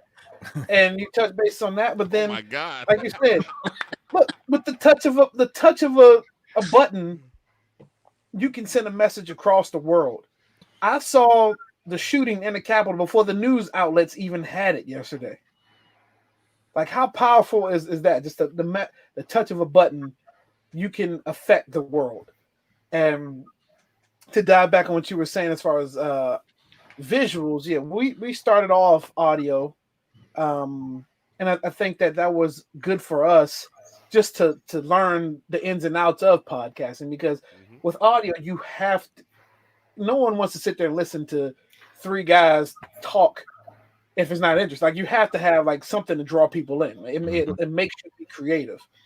And then pandemic hits, and it just allows for us to get another platform that we've always been looking into doing. And boom, Zoom happens, StreamYard happens, and it just gives us that outlet. So it's just like things are changing. Like, then you have to, like, in the podcast world, obviously, I mean, there's a podcast about everything. There's a podcast about clipping your fingernails the right way. Yeah, however, sure. Everything. So in a world of tons and tons and tons of content, you have to stand out. And so I think that, finding your lane is very important. And like you said, networking, relationships. I mean, like, I just feel like listen, man, I don't know how, like, if y'all ever really went like deep on Twitch, but if you go deep on Twitch, there's some stuff out there, some real interesting stuff, right? But just being broadcast. It's being broadcast, and these people have found their lane, and they'll have 250 people watching them clip their toenails at 3 a.m. when their body's painted gold. I swear to God, I watched it one night. She was getting subs, right? She was getting bits. You can literally watch the money being thrown at her, and you're just like, and as crazy as you think it is, it's like it's just like you said, they found their lane, and so it's like, what might be a little bit different or off to us, it's not really different or off to them. You know what I'm saying? And I think, and I agree with what you said as well, because we started audio on our podcast as well, but you got forced to do more than audio, right? Because people want more. They want more. You can tell when people are like, hey, man, like, you can tell when they stop listening a little bit, right? And you can tell, like, even the gram, like, oh, man, we only got like 47 likes on the cover this week. But if we put a video up, we might get 190 likes. And you're like, now they want to see you. And so now you have to be engaging with the content and all that stuff. So I just feel like podcasting is an ever-evolving thing. And I think between, StreamYard and the Twitch, we're going to continue to just, a year from now, who knows where we might be. Exactly. No, listen, Roya, I watch everything on YouTube, right? I just watched a dude play Grand Theft Auto 5, right? He was a blood, so he killed all the Crips, right? I watched, there's a dude from LA smoking and grilling with AB. He's tight. He's a chef, right? Nice, right? So, like, I just watch how to make chimichurri. Like, I watch everything on YouTube, because it's free game. Like, it's literally free game. You know what I'm saying? And then, like, I learned Photoshop and Illustrator this year. Watched it on YouTube. Can you imagine what our kids are gonna be like? Like, they grew up. This is native to them. You know what I'm saying? For us, it was like, there's a thing called YouTube. Oh, we had to learn. They've grown up with this. You know what I'm saying? And knowing it. My daughter wants a YouTube channel. I told her 10. But the people she watches, they're 6-year-olds, 7-year-olds, and they make money. You know what I'm saying? It's like, and like, I feel like people are just willing to kind of put themselves out there now. So, they're out there moderated, obviously, and I don't want my baby girl to be like taken advantage of. But in the same respect, like, it's content creation and it's monetization. Like, we can make money off being ourselves. Right. Let's get it. I just watched a woman cook Christmas dinner in her RV. Exactly. Exactly. You feel what I'm saying? So, all I'm saying is, a year from now, we're all going to be in a better place with our respective situations. You know what I'm saying? Like, I mean, I'm watching, excuse me, the NFL's broadcast games on Twitch now. Yeah. Right? Wow. The NFL, the NBA shows older games. So, like, if the game's on Tuesday, they'll show the game like 3 days later on Twitch. You know what I'm saying? They're giving you the opportunity to engage with their content, you know? That chat, like, to me, like with especially with IG lives and now everything else with Zoom and, you know what I'm saying, with StreamYard and stuff like that, seeing the chat or Twitch, seeing the chat on the screen is like revolutionary. This is like it's today's version of like the video jukebox or the box or whatever, right? Yeah. Like, people love to see themselves on the screen overlaid with whatever content they're watching, and I think that's like part of what makes everything so engaging. And the thing too is, the more that we're able to invest as content creators and have great ideas and introduce segments and, you know, up our video production, the more that we'll be able to get out of this as well. Right. And the more that we get out of it, the more we give the user, then, you know, the audience is going to find itself. YouTube has an algorithm, and they really Twitch, these algorithms really want to share your content. So it's like, when it's your turn to step up to the plate, if you have all your ducks in order, you're going to benefit. At that point, it's just about being consistent. You know what I'm saying? And you know, like, we understand we have time now, but once you know, once things open, we're gonna have to maybe work out a new situation. But at the end of the day, I still think we'll all be okay. And I'm really gonna look forward to how you guys go in this year, because I see where we're at right now, and I'm really enjoying it. I see the sneakers in the background. Like, once we talk sneakers, it's all good. You know what I mean? But you know, I just know that with you guys' level of interest and curiosity, man, a year from now, this is going to be a TV show. You know what I'm saying? And that's my expectation. So, you know what I'm saying? Don't let me down, guys. Okay? Exactly. Put it in the Setting air. the bar low. Yeah, put it in the air. Step your bars up. All right. So we want to thank Jerome for joining us tonight. Appreciate it. This isn't the end of the show, obviously. But definitely thank you for stepping in and just sharing some insight on everything that you got going on. I know we were late to the table with our homework assignment that we normally give everybody, but you did send it to me. But we're gonna go through that. Anyways, we're gonna do that now. So with all of our guests, we give them homework assignment. We want to know the top 3 movies of all time and the top 3 albums of all time within your lifetime or whatever. So we'll start with the movies, and then we'll work our way to the album. So I'll let you give your top 3 movies. My top 3 movies were Big Trouble in Little China. I think it was just on a lot as a kid. Like, it's not. I mean, come on, it's like a white dude saving some Asian people. Like, Exactly. It's like The dude from Mortal Kombat before Mortal Kombat. Listen, man. Exactly. I heard that was kind of like references from Mortal Kombat. They always like the the electric dude. Yeah, for sure. Yeah. I mean, listen, in 2021, I've definitely given up on like white men being the heroes to save the world. But you know what I'm saying? That movie, Kurt Douglas, Kurt Russell. Yeah. But in '87, he was my guy. You know what I'm saying? And I just think it came on a lot. I think that's what it was. It's a weird movie, man. To see that movie as a child, we probably shouldn't have been watching that joint. Definitely, it's a weird fucking movie if you've never seen it. Man. I love it. I love that, yo. If it comes on right now, I'll watch it. Exactly. I bought it. No, I bought it. Like, it's mine. Like, keep it moving, people. You feel right? Top Gun. Again, man, white guy saves the world, but you know, man, right? But listen, that was my joint. You know, rest in peace, Goose. We're all, you know what I mean? I'm still hurt. I still can't watch. I still can't watch when Goose passes away. It's been 30 plus years. It's tough. You know when it's coming too. You're like, oh man, here we go. But you know, shout out to my man Goose. I saw him in the airport one time, and I was like, Goose! I ran up on dude crazy. Like, I lost. He's like, don't worry, man. It happens all the time. I'm like, yo, thank you. I lost it. And my final fanboy moment. Yeah, absolutely. My final favorite movie is The Killer. It's by John Woo. Yeah. Super dope movie, man. It just came out in 89. I want to say that I was watching it probably like 90, 91, and just like couldn't understand a word they were saying, but just the action and just the whole like cinematography and just everything about that movie just stuck with me. So yeah, that's been like I really enjoy The Killer a lot. Dope. 3 movies that we hadn't had on our on the list yet, which is good. Nice. So That's what we got. Bringing the Right? flavor. All right, now let's get into these albums. Oh yeah, let's go. All right, boom. So I'm gonna touch on. I'm the biggest Camp Lo fan ever. You feel me? I still don't know a word they're saying. The album came out in '97.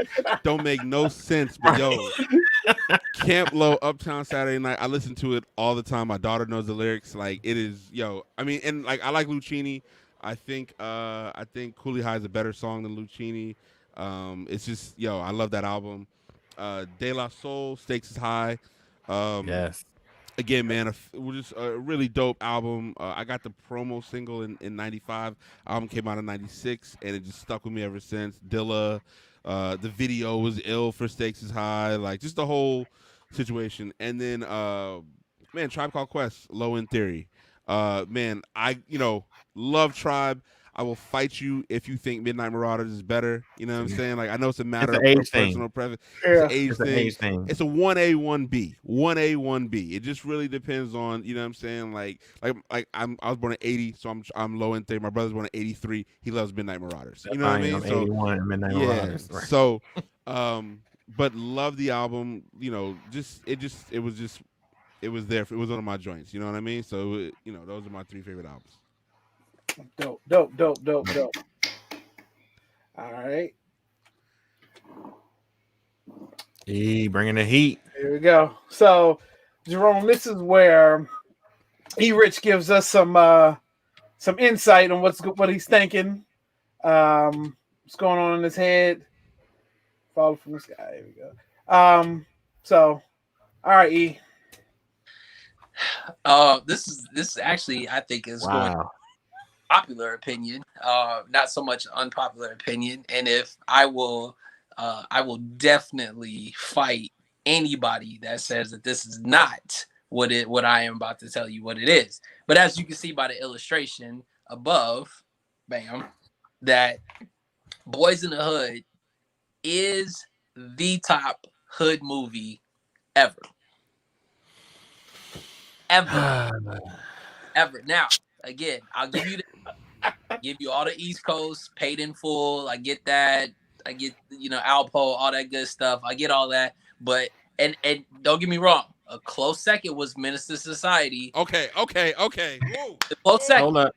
All right, go ahead. Close second. But I had to give it to Boys in the Hood because that was the start. That was the start that everybody was like, damn, is that really what happens in LA?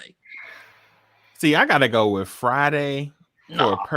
Friday to me is the number one, but I'll give you Boys in the Hood. I always go by like which movie was bootlegged the most, and I think Menace is actually probably the most bootlegged movie. Shit, Soul Plane would be the hood movie. No, first of all, the worst trash movie ever. No. Like that's just. Don't ever say that on this show again. However, so wait a minute. As HBCU goers, higher learning. This is a question. That's not high. That's one of them joints where it's like about knowledge. You know what I'm saying? That's more like a Spike Lee movie than it is. you with that right there. Matter of fact, you put yourself on mute for even bringing up higher learning during this segment right there. You get out. South Central. Your ID. Like, look, South Central. South Central was close, but again, ain't nobody put no potatoes on shotguns. Y'all believe that? Well, here's the thing. Right? Here's the thing. We made. I made this comment to my bro the other day. Right? We turn dramas or serious movies into comedies. Right? And as much as South Central, when you hit them with the thanks, right? Like,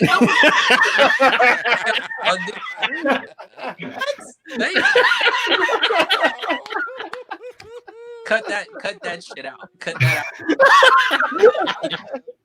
out. He strikes again. Yes. You know what I'm saying? But the true to the form, the way that Boys in the Hood was displayed from top to bottom, I think it was for me as a childhood, it was the quintessential everything that was happening, that it was the actual real tell. And I, hands down, know for a fact that we had the bootleg where they had the VHS bootleg with the hours, the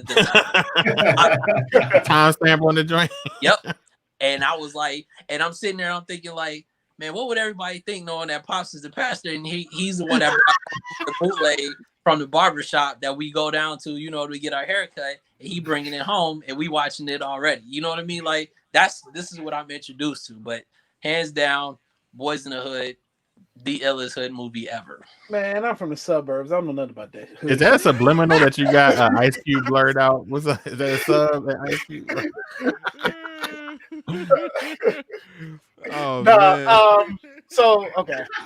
I will say, hilarious. I remember Pops taking me to see Boys in the Hood in the theater back when everybody was scared to go see it. Get shot and killed going to see it. But hood movie, yeah, you had the Paid in Fulls. You had, I think it's tough because I mean, Boys in the Hood in New Jack City. New Jack City, oh shit, New Jack City might be number 2. Took over the Carter, and he had the dude outside, ass naked with the shotgun under the umbrella, like it's mine now. That's tough. I mean, Or he put the knife in the back of my hand. That shit was just. I never liked you anyway, you pretty motherfucker.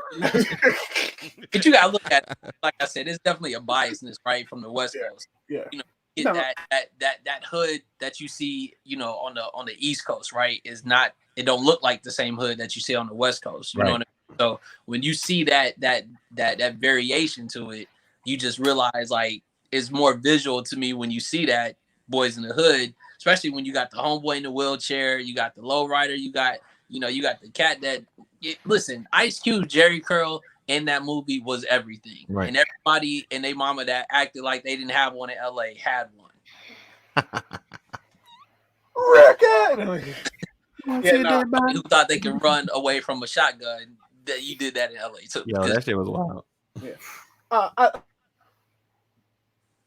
I think the touches on all emotions, Boys in the Hood, probably it gives you. I mean, it gives you the grit. There was some humor in there, but then it had that moment where when Ricky, when they got Ricky, you're like, damn. So it's tough, but they neck and neck with New Jack City and Boys in the Hood. But I do agree with you on that. And you wanted something right there.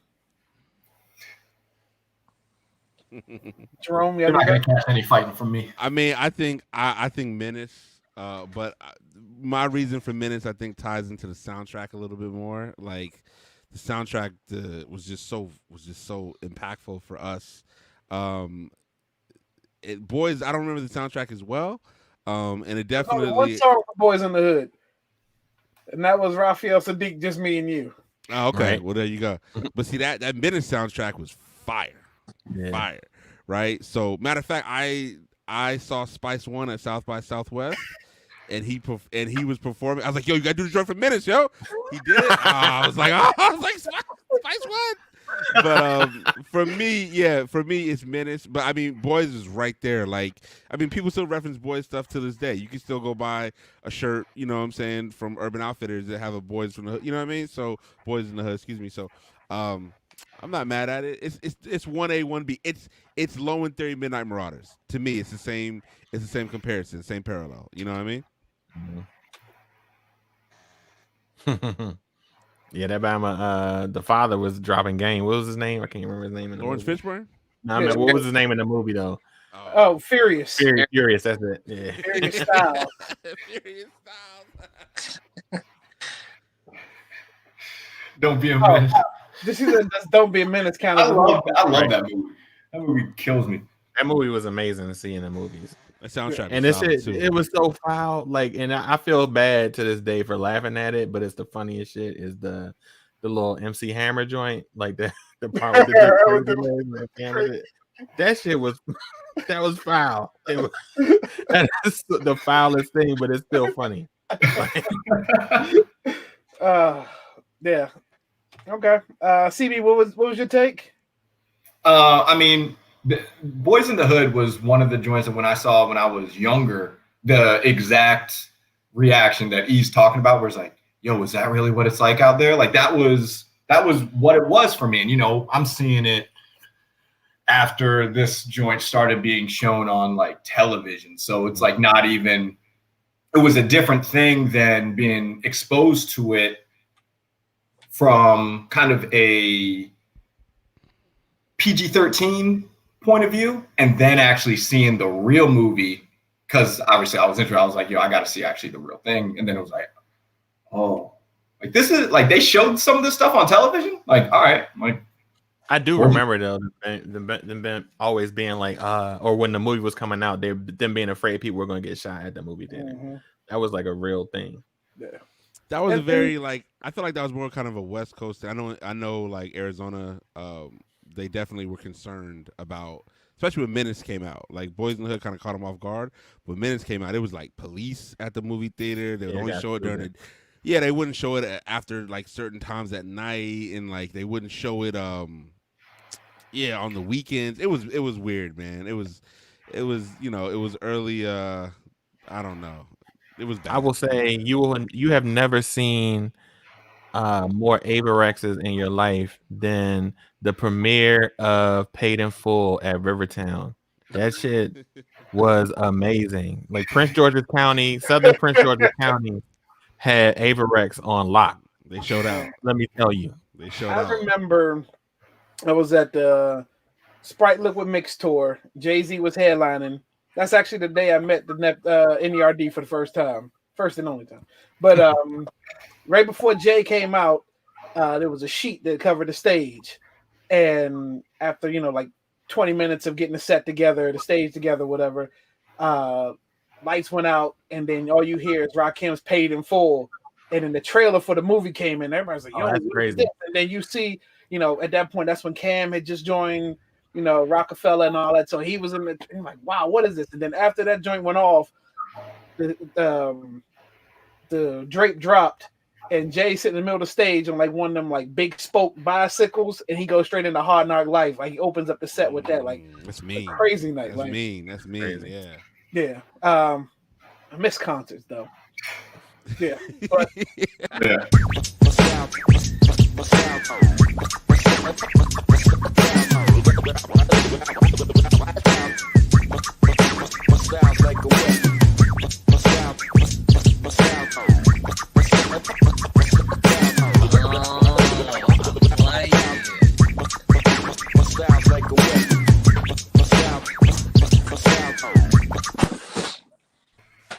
all right, so now we talk about sneakers, and this is where we introduce the sneakers. We got this whole sneaker segment that we do.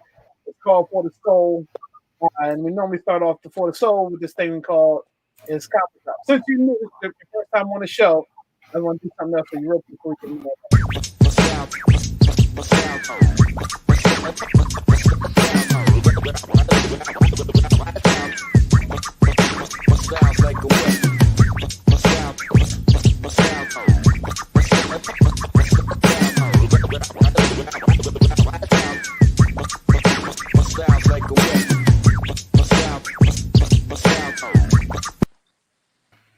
Okay. So this is where again we talk about shoes, and we're gonna lead off For the Soul with this Copper Drop. So most of us are in agreement that 2020 was the year of the dunk. So Nike's keeping it going. So they are dropping, this is called the Street Hawker. And this is one of the silhouettes that's being put out to celebrate Chinese New Year. These joints are, to me, these are super dope in terms of the details. Jason Dang is the artist behind them. And he used, it's basically a combination of watercolors, and the idea behind the shoes is it's telling basically the stories of 6 different food dishes from 6 different regions in China. And so some of the materials, like they play on like a green bean soup from a particular area of China. On one of the shoes, there's like this gold accent to it, which is supposed to represent, like hot pots, like Chinese hot pots and stuff like that. So to me, guys that know the types of shoes that I'm into in terms of like the quality, the different materials, kind of the crazy colors and stuff like this. I'm going to be going after them. I'm pretty sure like most of the Dunk releases in 2020, these are going to be pretty tough to get. But this is one that I'm definitely at least I'm throwing my hat into the sneakers ring and hoping, for one of those 1 out of a million chances. So real quick, we're looking at one shoe with 2 different colorways. It's not that. So that's how it comes. They come in a split pair. Like that's what they look like. They're Dunks. So I want to say the retail is either 100 or 110, something like that. Dunks not super expensive when you can get them for retail. And skate shops are getting them this weekend. Some skate shops are getting them this weekend, but from what I was reading, the sneakers drop is on the 22nd. I'm assuming it's a cop for you. Yeah, this is an attempted cop, at least. You know what I mean? Yeah, I'm gonna go attempted cop too. Those things they're fire. Just by the pictures alone, they're fire. I can only imagine like up close, what they look like. The watercolor design that they have on there, it's kind of hard to see when you're farther away, but if you look at some of the detail pictures, I mean, these things look dope. Like to me, this is the type of sneaker that I'm into. Nice. Jerome, you copping or dropping? I'm gonna cop and flip and sell. You know what I'm saying? I mean, these are tough. I just watched the video for these last night. The SB put a video up on YouTube, and cool. Man. I mean, I can kick flip, but I'm not gonna skate these. I'm going to put these on StockX and try to get this money. So let's cop. Let's cop for sure. Superfly. Yeah, these are for the flip for me. They're a cop, but they're for the flip. But I love the concept, but I just know the story behind it is going to drive the resale like crazy. Of course. E. This is a definite attempt to cop because I saw him the first time and it hit me with the, all right, I can dig it. That second time, I really looked into that detail. And I said, okay, these might be ones that get put away that that'll come out the woodwork later on and be like, aha, I forgot I had these. Feel really good about that. Nice. All right, cool. Thanks for that, CV. Since you're already in the bubble, you're always in the bubble. It wouldn't be fair to put you on Front Street first. So Jerome, since you're the guest of honor, do you want to go first or last for the soul? Did you bring a shoe? No, let me go last, but I'm gonna run and I'll grab a couple in my closet real quick. Okay. Perfect. I'll be right back. And while he's doing that, I'll wait for him to come back. But I'm trying to figure out what shoe I was gonna do. But I'll do the one that the 2020 cop that I attempted that I didn't get until 2021. While he does that, I thought I had him a little close. I was really hoping you were gonna respond to my gift that I sent, since you wouldn't actually tell me what pair these were. I did. I saw it, and I was like, well, look, all I'll say, I'll start off with that. Okay. So 3 strange business. There you go. So we at least know what brand it is while Jerome goes into his sneaker club. Well, I'll just go. That way we're not holding up time. All right. So, again, I attempted off their app, and I failed, and I forgot. But I got the Jonah Hill. Nice. Sambas. And the work on this is actually pretty good because you got like a suede right here, then the leather, then on the inside you got his logo. And at this point, any colorway would have worked for me. I did want the maroon ones; those went first. The orange was kind of my second pair up, and then after that, look, I took what I could get. But yeah, Jerome, you just joined us. I don't know if he had his headphones on yet. There you go. So you met my for the soul tonight was the Jonah Hill Sambas. Oh, those are dope. The green pair. So I missed out on these in 2020, but I was able to cop 2021. So there you go. Not a bad start to the year, bro. Yeah. Right. No. There we go. So this is a pair for the regular watchers and listeners to the program. These I copped. These might have been, I don't remember if this is like 2 months ago at this point, but Kaleo had a lead in to a For the Soul segment thinking I was going to actually show these, but I'd gotten like so many pairs that week that I had other stuff that was lined up. So Always we're kind of going back to the future. You know what I mean? So these are the basketball adapt, the 2.0s in the mag colorway, which crazy. They've restocked them a couple of times, and you know you can get them for a pretty good price. But to me, if I was going to get a self-lacing shoe made by Nike, there was no other colorway that I could go for than one that's inspired by the original shoe. So have you messed around with it yet? No, I have not. They look super dope though with all of the stuff that comes with it, but I haven't basically gotten the courage yet to undead stock them. What's the sole look like? Is that ice? Oh wow. Yeah, it's kind of ice, but does it change at all? Like when you does the shape on the bottom? I don't know. So these like lights right here or whatever, I have the ability, I think, to like change the color with my phone, like using the app on my phone. So some of the stuff is like super cool. Like I think I'm supposed to be able to even just tighten it using the app, loosen them up using the app. But the box for these is freaking huge. Look how big this box is. Oh yeah. Crazy. But like, the packaging was dope. And this was console. Right. These are definitely it's basically the same size as like a PS5 box or something like that. But yeah, I had to bust those out. Figured start off 2021, do a little Back to the Future action.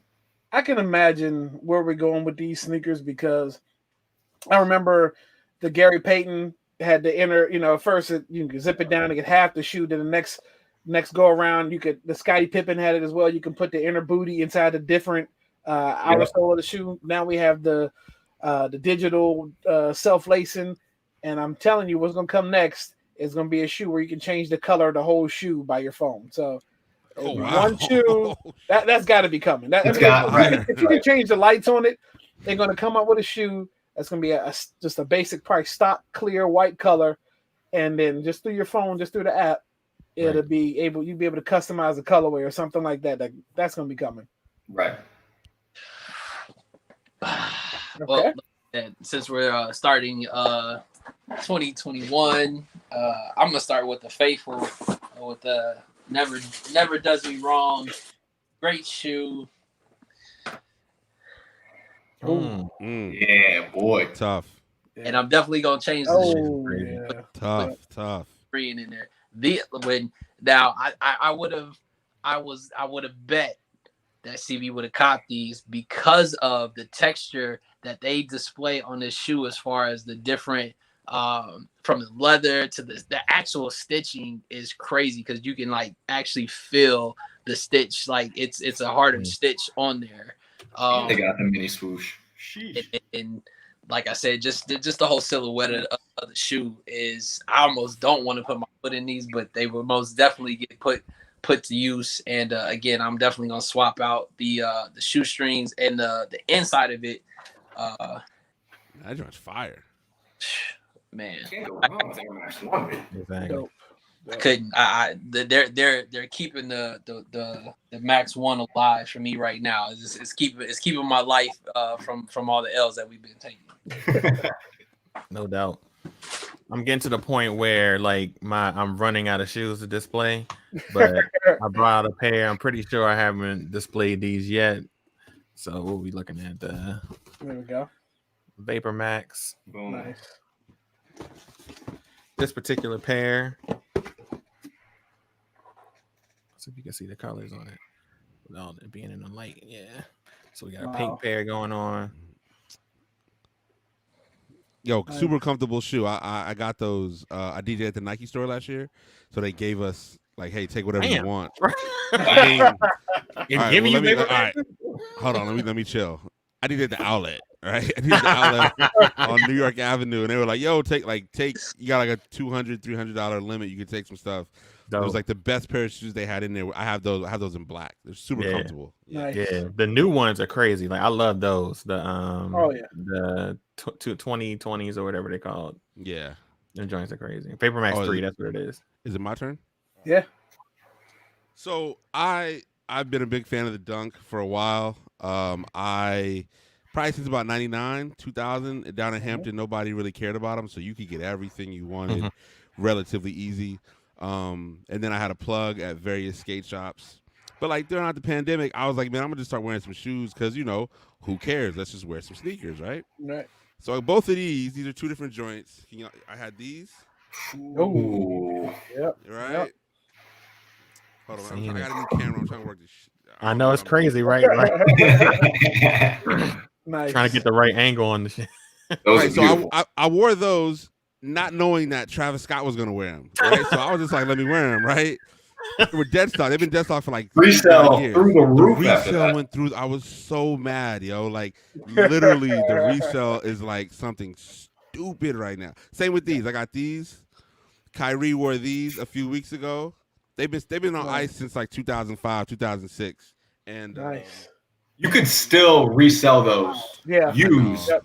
for At a this point, crazy amount. If that was something, yeah. At But- this point, I'm Think like, about dunks, like the more obscure the pair, like the composition notebook ones, the Tiffany the Tiffany joints, like the more obscure are hard because they you never see them repeat a colorway with a dunk. man. Like dunks are like one release, One and whatever. done. One and that's done. why when they brought back a bunch of the colorways in 2020, like people were going nuts for them. Like The like Freddy Krueger dunk is plums. the one that's so much. I gotta find them things like a $12,000 shoe. But hey man, live your life, bro. You made it through the pandemic. Buy it. You know what I'm saying? I'm that guy. Like you made it through the pandemic. Buy it. Live your life. It's funny because I'm also that guy. You was that guy before the pandemic. Yeah, but you got to get them before the pandemic's over. You know what I'm saying? Once it's over, it's like you got to be responsible. And then real quick, I got these. There's a sneaker store called Commonwealth here in DC. Oh, you know the Commonwealth. Yeah. So I Absolutely. actually work at Hold on. Commonwealth actually too. So if y'all Hold need on one something, let me second. know. But this Nice. is the Commonwealth Adidas shoe that they put out last year or earlier this year. I'm sorry. My bad, y'all. This camera's brand new. I'm working this whole No. thing. Look, we got it. You're But, good. super comfortable shoe. And Absolutely. it was cool, man. It sold out in 2 days, 400 pair. So it was great to see Sick. that happen. Nice. So it was cool. Commonwealth. Yeah, All yeah, right. for sure. So if y'all need something, let me know. I got y'all. Well, we need what I need you to do now. Listen, No, we're gonna get Nikes next year. Okay, we're gonna get the Nikes next year. No, I'm sorry, this year. Commonwealth is closing. We're gonna move in a month, and then we're gonna get some Nikes soon. So I'll let y'all know. All right. Plug all your stuff for us, man. We appreciate you joining us tonight. So where can we find you at? Tell us about your podcast, your DJing, your Twitch, everything you got. It's just at Jerome Baker III RD. That is my social media handle on everything. Just try to keep it simple. Twitch, I'm on 3 to 4 times a week. It really depends on my daughter's school schedule. Instagram story, I'm gonna run it up just because there's nothing else to do right now. But Twitch is mainly where it's at. It's just fun, man. It's just me playing records that I like. Superfly is in there Regular. once or twice a week. He's a regular. He knows what's good. And I just try to play some joints, man. I try to stay away from the club stuff because it's very weird listening to Throat Baby at your laptop at like 12 p.m. in the afternoon. It's just like, man, what are you doing? You know what I'm saying? But just playing good tunes, man, good music. Podcast is called Whats'a Podcast, and that's fun. It's another outlet to be creative. I'm really diving deep into the music production this year. I put out 3 songs last year. They did really well for me. So I got I got about 20 sketched out for this year. And then I'm looking into upping my portfolio graphic design wise. So I'm really jumping into that. But everything is Jerome Baker III. And then April 1st, I got something coming out called Jerome Biker III, which is going to be my foray into cycling. You know what I mean? So let's be ready for this $10,000 bike. Okay.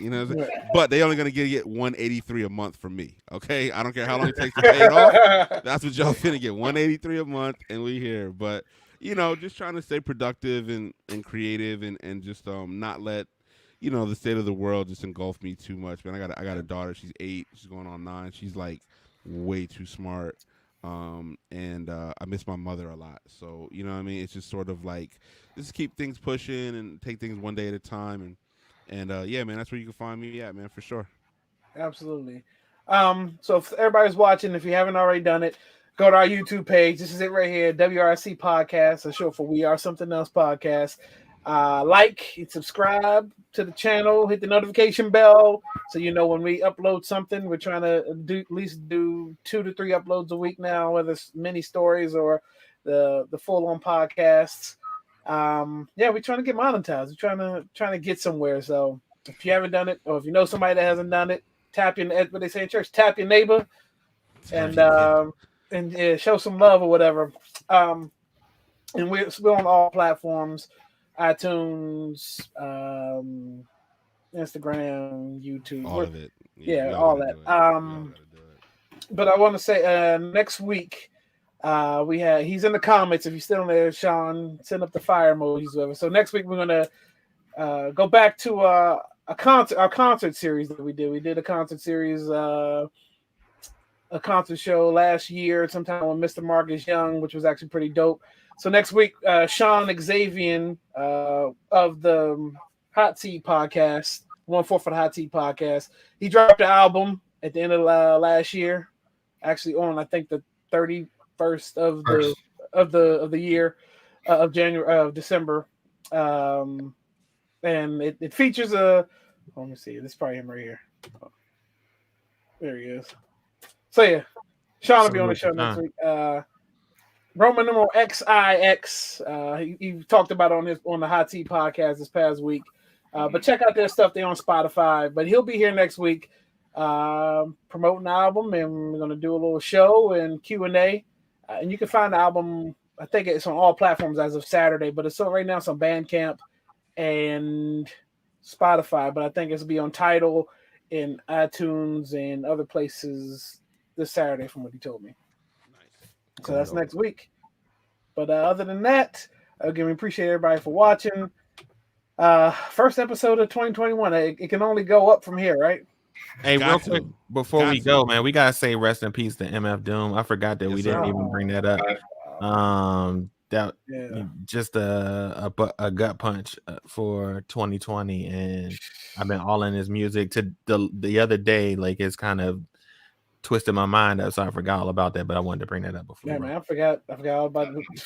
With so much content in the past 24 hours. Right. And then I saw right before we chimed in, I forgot her name, but from Police Academy, Hooks. Oh, yeah. Passed away. Yeah, man, that's classics right there. So, but other than that, y'all, again, thank you for watching. We'll see y'all next week. Jerome, hang in the room for a little bit. Yeah, for sure. I'm here. Log out. But y'all, that's it, y'all. We are something else. Peace. Peace.